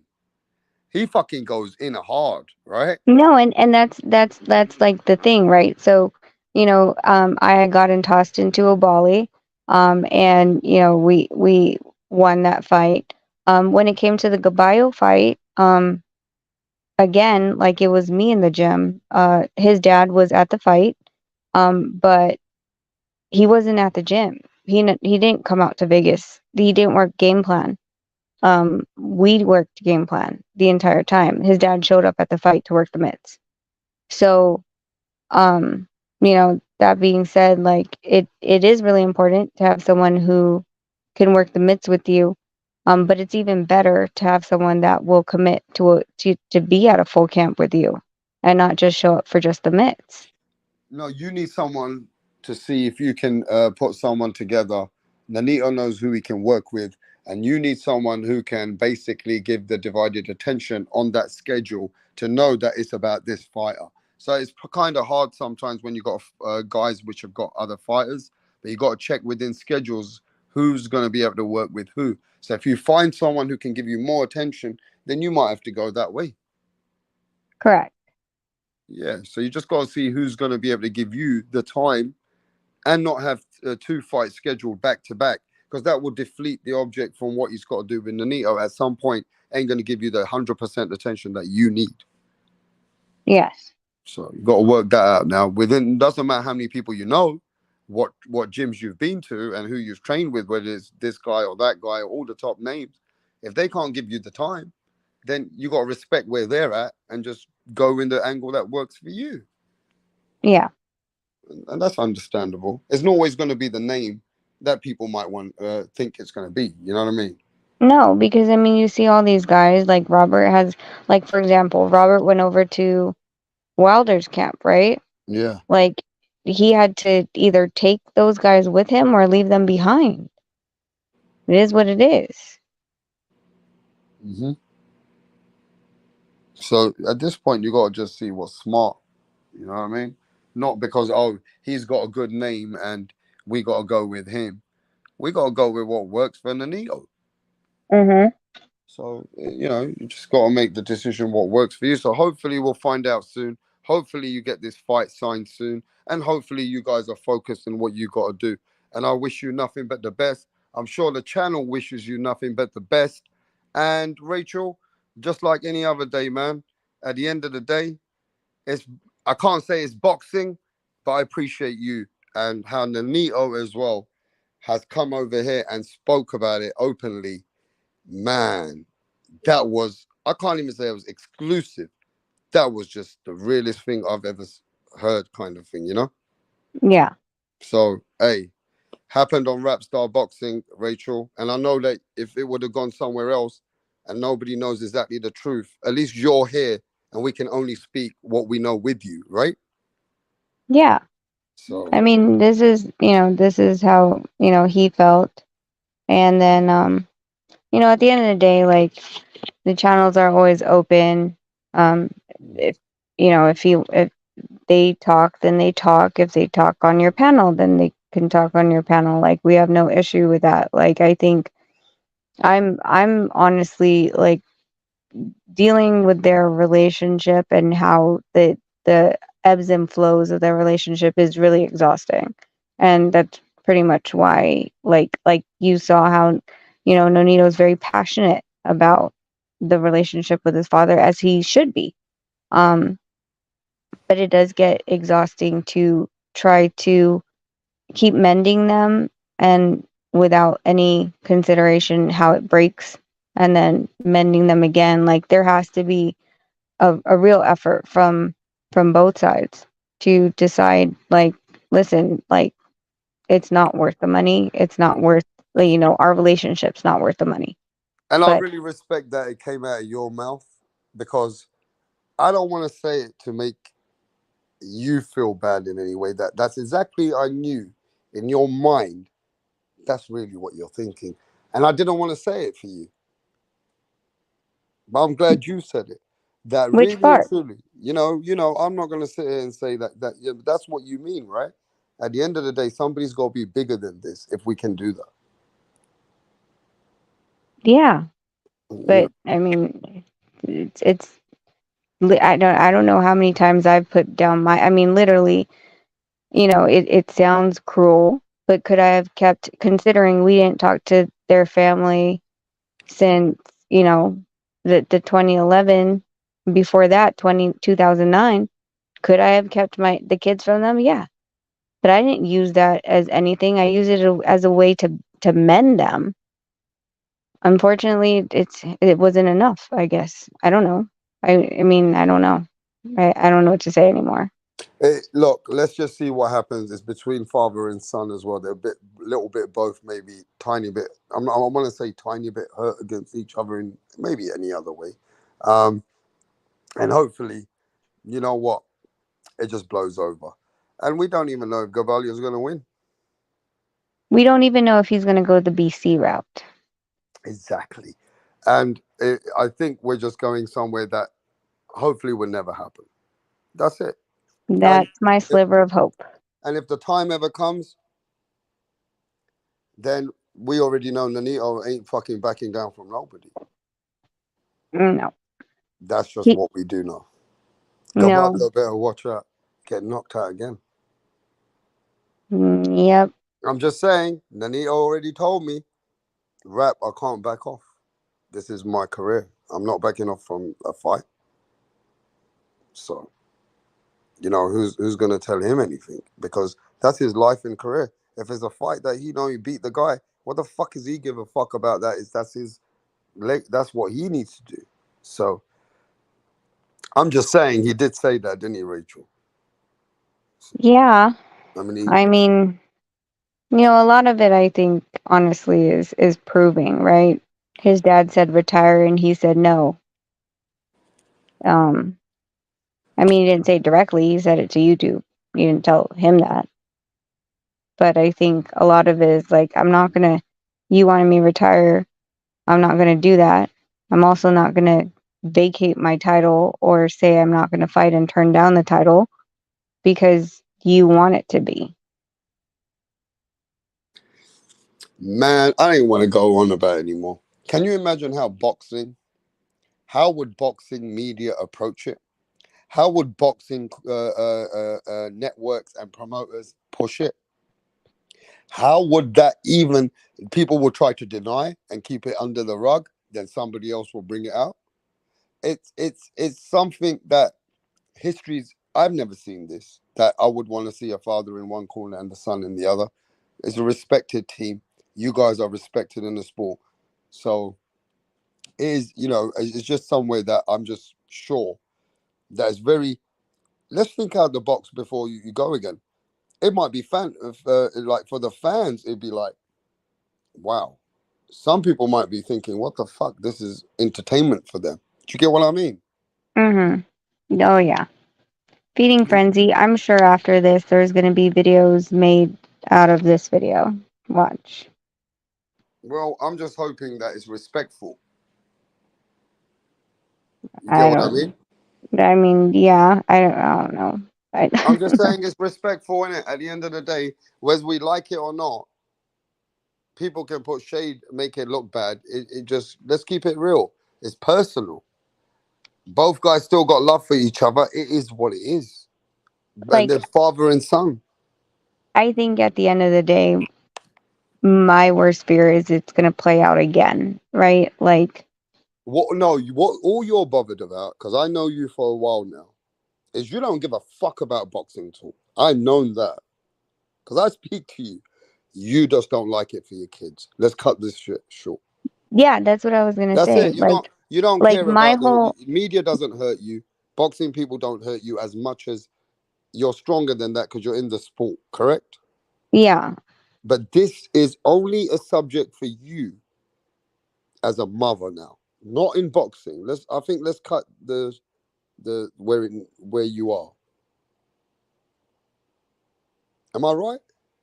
no, you're right, and that's what I was gonna say. Like, the worst case is this plays out in the media again, like it always has. The number one request I've always had is don't say anything about Junior, and he's not going to say anything about you. Like, let's deal with this as a family. And the last thing I want is, like I said, Jarrell has YouTube.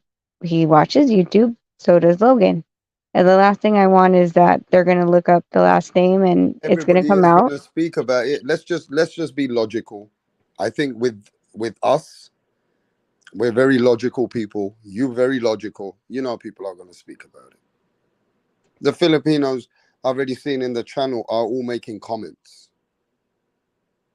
right? Yeah. So Hmm. look, like Roland says, in the Bible, wisdom is referred to as a woman. Nanito feels this cause his mum is telling the chat, you don't know more. That you mum his dummies. You know, that is close to his mum as well. At the end of the day, they're just talking to each other. But, at the end of the day, Rachel, I don't think anybody who's come here today, apart from a couple of people who just always are the way they are, no matter what. I think most people have been very humbled by this themselves and also supportive of Nanito and yourself. So I hope it stays like that, because that's what we are about. That's what you're about. And that's what I'm looking at my channel. And I know that normally they're very funny about a lot of things, but they've been very, very supportive, understanding that this is a personal affair between the Donaires. Yeah. Well, And, like I said, like the last thing, like, uh, you if think you, media is going to change it? Media is going to make it look worse? Is media going to put you to a situation where they turn it? What we're I talking about? think, I think if this is any indication of what's happened before, I think Senior might say things that is going to force. Well, I mean, the only person that controls me is Nonito. So if he's like, leave it alone, then fine, I'll take the brunt of it again. But if he's like, release it, then I mean, literally, all the things that has evidence, I can back it up. I still have the text message because my phone, like my account backs up all my text messages. I have the text message texting Senior to come and meet his grandson. Mm. So it's not like anybody could say anything else. And if anybody denies anything, I have everything to show for it. So I I think really, people already know, though, Rachel, that Nanito ain't made that way. He wouldn't put his father in that hateful position against himself, right? They kind of can feel that this is a drift between the first family to the second family anyway, yeah, right? So we all understanding more, and the way that we spoke about it today, I think we really got to look at it that if other people have covered only certain topics, then we would have had to cover it, right? Yeah. So No, and but like I said, like that's kind of my worry is history repeats itself. We've been here before already. And if it does again, I don't know. It's up to Nonito. If whether he says go, I don't care anymore, like that's up to you. If you have to defend yourself. Then at that rate, do I show and do I show the boys so then a fake narrative isn't spun out of control and I that's defend up to you. myself? That's up to Like you, it's too Rachel. much. Rachel, No, I know, because but you're that's his what I'm wife. saying. You're his wife, and nobody knows what you and him are about in that way behind scenes. Which means if anybody wants to change it for their kids and tell their your husband, that's on you. That's like, okay, I don't want to go to my children now. Let's see what other route I got to take here. Can we do that for my kids? Now, I'm just saying that's on seeing. I don't know where that is. That's on where you are as a wife and a mother. That's very deep from where you are. Now, I don't know how you can put that together because Nanito, I don't know, is a man that would he listen to you like that? We don't know. And I don't even want to know. Do you know what I'm trying to say? No, if Nonito says no, Yeah. it's a no. Well, then that's it. Then if that's how it's always been, and you It's will back always been like that. well, if you back your husband, then you back your husband. That's what you got to do. At this point, I just wish that what you really want, can you influence? And if you can't, then we know that this is a champion's mindset. You don't want him to, you've always backed him, correct? Every single thing that he's wanted, it's because he's wanted it. And I've fought for it. So like I said, if Well, he pound for decides, pound king says, pound for pound king, my brethren says, I think Nanito's father should pull out, not Nanito. That's what he thinks. Now, people will start to think like that. You know, shout out to Rachel and Rapstar. Shout out to you, Ugly Dog Face. But where you get that name from, bro? But anyway, cool. Pound for pound king says that's why he running like I don't know. That's what he's talking something else there. But look, I don't think people look at it that way. And Roland says I am too like that, rap. I love my mom. I'm very close. My ex and I didn't realize he was a jealous man. So he's had a relationship with his father. And I'm going to tell you the truth. Sometimes when a father has had a second marriage and he's got other responsibilities, he can't think about those kids who are grown up the same way anymore. I've seen it happen, Rachel. There's a disconnect. You get what I yeah. mean? And Nanito expressed that very honestly today. So it's very deep. And I just say to you, Rachel, we know when we say, certain things, they don't need to go that way. I hope it don't go that way. That's it. I hope it don't go that way because the Donaires don't need to be disrespected in the sport while showing a father needs to go against a son because the sport is pushing that and that's where they're pushing it that way. You can't expect the fighter to back off. So other people are putting it that way. It's unfortunate, but the business has made it where the trainer might train that guy. Even if, how's the sport going to put it together? I'm not sure I'm not sure they're going to give a fuck. Tell the truth, Rachel. Would the sport give a fuck? Um, I think Nobody they would will to stand a up, certain would they? extent, but I think like I said, like I think it becomes a reality when the fight gets signed and Wow. they're going to ask, like, is Senior going to be in the corner? He's going to have to answer that question. No one else is going to be able to answer that question. Well, so will you because they'll ask you that question if you're seen here and there. But we won't know until he answers it. Like, it's not like we knew he was going to train Gabayo. We also didn't know he was going to train Gabayo to possibly meet us. He's talking about like in that interview, he said, Nonito's ranked number 1 and so we're ranked number 3. We as Team Gabayo. So we didn't even know that he was training him. And I want to say to the senior, to your father, that he said, look, he knows Nonito. Everything Nonito said was from his heart. He said it open. So, wow. I got to say, Nonito really did. Whew, I think that's deep. To be honest, I really know that he's a very serious guy when it comes to fighting. But to be numb and to have no emotion and expressions in a fight like that, I got to respect Nonito that he would have to be who he has to be. But I mean, you know your husband, and you also know that um, there's things maybe need to take in place that we don't know, or you're so open. This is more than a reality show that, you're so open about it that you're saying there's communication isn't even good behind the scenes. When you show up from us, there ain't no great communication between you guys and your father-in-law. No. We So, talk to his mom more. and the mum doesn't. Oh, you mean the mum doesn't have communication, obviously, with the father anymore? No, she's gotten past it now, but she's more communicative than Senior is. Right. Like she'll check on Onito or she'll send pictures. Like we just sent her on a trip to she had a holy trip that she wanted to go on. We put her on that holy trip and she sent pictures and, said thank you and all that stuff. And, you know, mm, just she's more like she reaches out a lot more. But I mean, of course, her kids are grown. The youngest is 35. Everybody has a family. So she doesn't have another family in her life to have to, take care of anymore. She's enjoying her life. She's traveling. She's going, on tours, and she's really religious. And whatever makes her happy, she wants to do that, and we support her for that.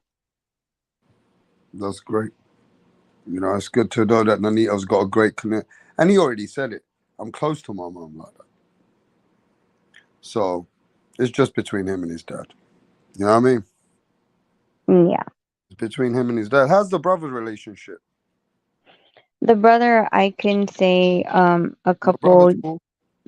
The Glenn, Oh, Glenn, Mamang, because he was a boxer, right? Glenn was a yeah. boxer with Nanito, right? Mm-hmm. Yeah. So Glenn, Mamang, a couple years ago, at one of the boys' birthdays, I can't remember, it was Jarrell or Logan.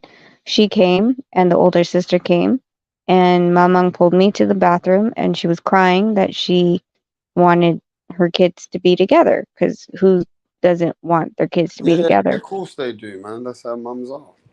Yeah. So she asked if I was willing, and I told her and the older sister that it's not my place and my door is always open. Like, but I'll talk to Nonito if he's willing to talk to his brother. Nonito said yes.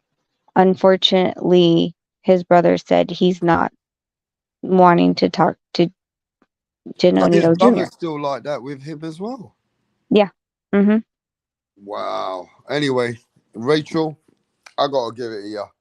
You got a lot going on, but hey, at the end of the day, you got lots of things to deal with. You got a fight coming up soon, very importantly, and the most importantly, you got two boys that you got a full-time job on, right? So you got a lot going on, Rachel. But look, I gotta tell you, we appreciate you, and look, enough love to you, Rachel, for always coming here and giving us exactly how it is for you. No worries. I hope we don't Yeah, have to talk about this again, but yeah. I'm gonna shut this one down soon because I feel like we touched on it. We spoke about it. Let's hope it ends here. But if there's any reality in this conversation that you said it can be like this, then you can't avoid it, Rachel. That look, you better just know this. You face most things in your life. You can't avoid this. That's what you I got. know. It is what it is. You can't run away from anything. You got to face it head on. And unfortunately, as much as I know I'm giving you that you know, just a friend to friend kind of talk here. That is what it is. I mean, at some point you can't deny when other people are going to talk about it, right? Mhm. Yep, I So know. it is what it is, and I just feel that it's better to be um, real about it than, like you said, you don't. It's not like it shocked you. Yeah. Well, I think, you know, the more we pretend, the more we sugarcoat, and then let's just say no Nito, like what he said today, like he said what he said. You know what I mean? He still loves his dad, but this is the realities. His story has never changed.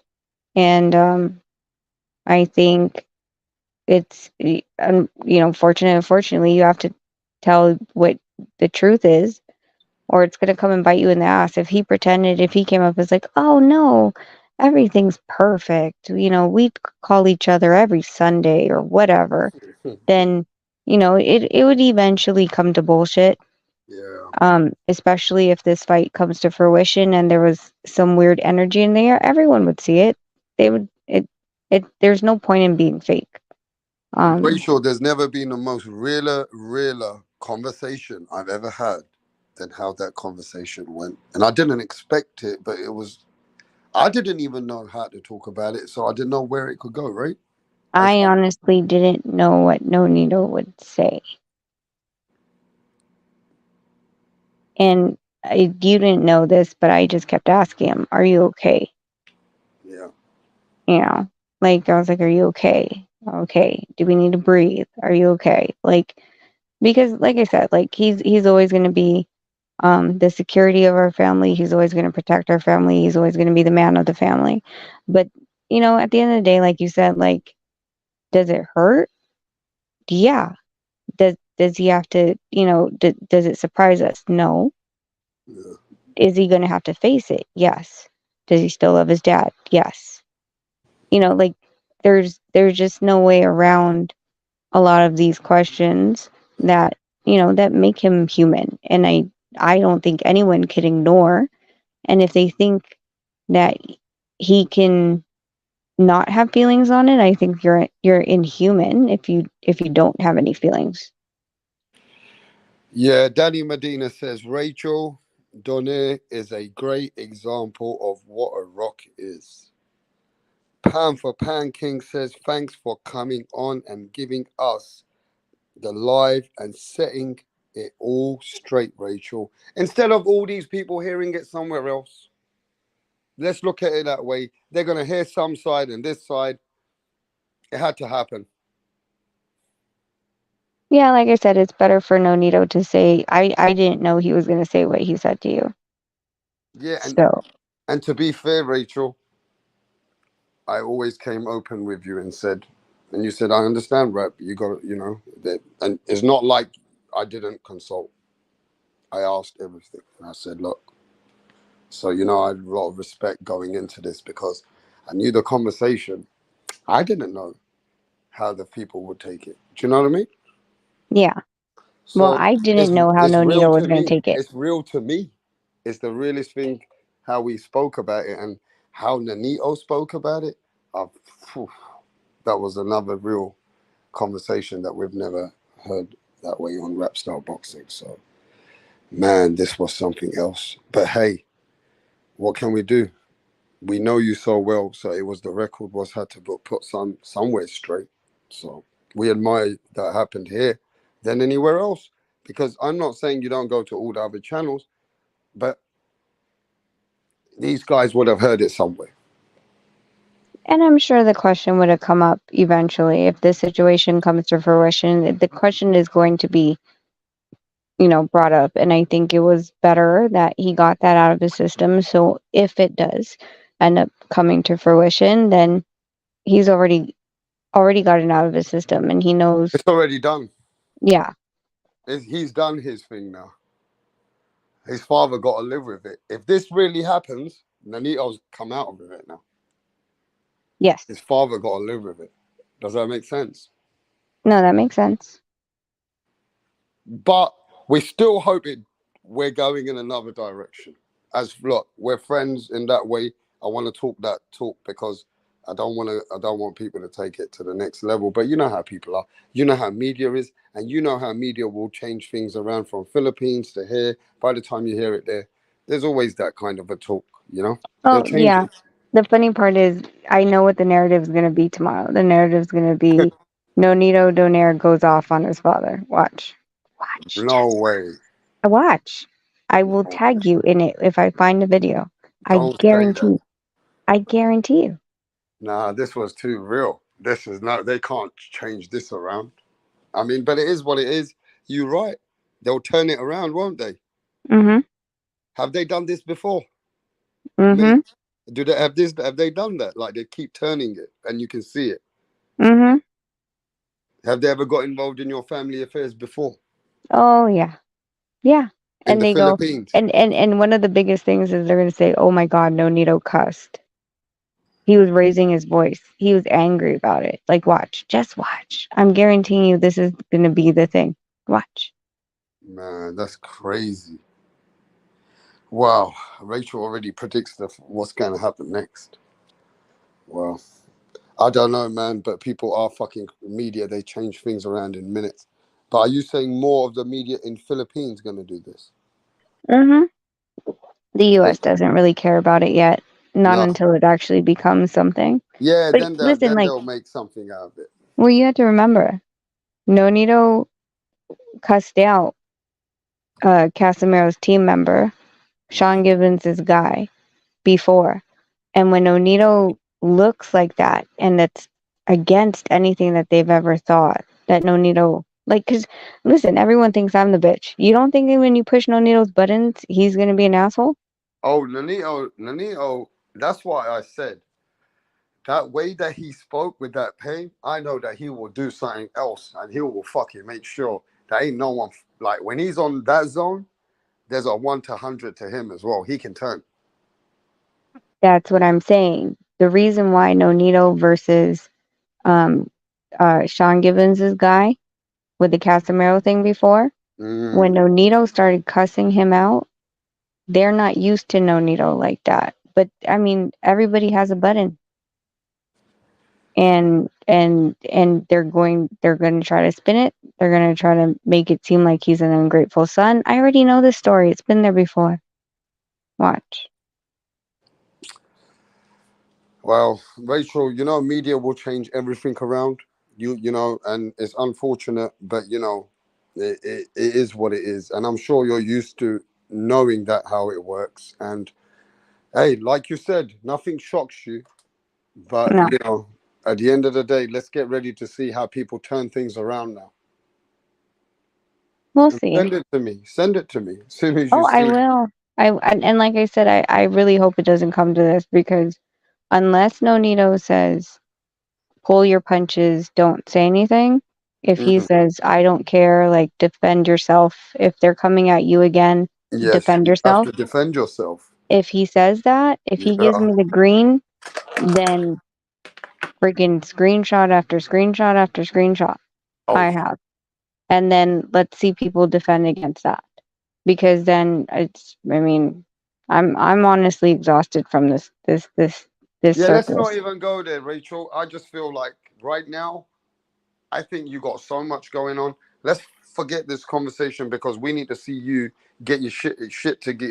You're getting your shit together now for the title fight. With after all this fucking back and forth, you're finally getting your WBC fight now with Barrios. So I think we really should. You should just. We should be just getting there really for a bit, and we'll see how media picks stuff up. And if media goes back and forth, then you already know that we speak to you a lot. So hopefully, you know, we have, like you said, we don't want to talk about it, but we're not also going to shut up if we see shit that's not real either. Yeah, You get what I'm saying? So it is what it is, right? yeah, It is what it is. But you know, Rachel, like I said, sometimes you speak stuff. It's not the greatest news, but today that greatest news wasn't not the greatest news. Wasn't about the way that the situation looks upon yourself. That's just I all it is. agree. You look, but I think we got a lot of things to look forward to. This fight with you and Barrios. Now I think you got a A lot of things going on, hopefully soon. Yep, I have other things. I have a bunch of stuff to do. So Yeah. thanks, Rap. Yeah. Am I Hit still me up sending later. you a list of some fighters? We're still Yes, putting an intro together, aren't we? yes. My son's waiting for it. Yeah, I'm going to have to make effort now. And let's just send you a little list. Okay. Thank you so much, Rachel. Keep that energy, and hopefully tomorrow you're in the gym kicking. How they say in America, kicking. I say kicking ass. What'd you say? Yeah, same thing. Kicking ass. Is it ass in America? Ass, It's kicking ass. ass. I say Yeah. kicking ass, mate. You better kick some ass, but you'll be like kicking ass. Yep, we You will. too. All right, I'll catch you later, Rachel. I'm gonna shut this down. All Peace. right. Bye, Rap. Peace. Hey, everybody, man. Ladies and gentlemen, what a conversation we had today. Some of the realest conversation we had today with the Donairs. Most people wouldn't even come and have this conversation, bro. You know what I'm saying? Nonito Donaire gave you the realest outlook of his life. And, you know, at the end of the day, I'll just say this, man. I hope people don't turn it around. I hope people don't try to make another story out of it. The truth is, it's a personal matter. Leave it to the Donairs. You know what I mean? At the end of the day, it's a very personal matter. And it is what it is. But they're in a killer mentality sport. And, you know, it is what it is. At the end of the day, big shout and respect to the Donairs for coming here and giving you the realest conversation on rap star boxing knowledge. We're out of it, people. You take care of yourself. Peace.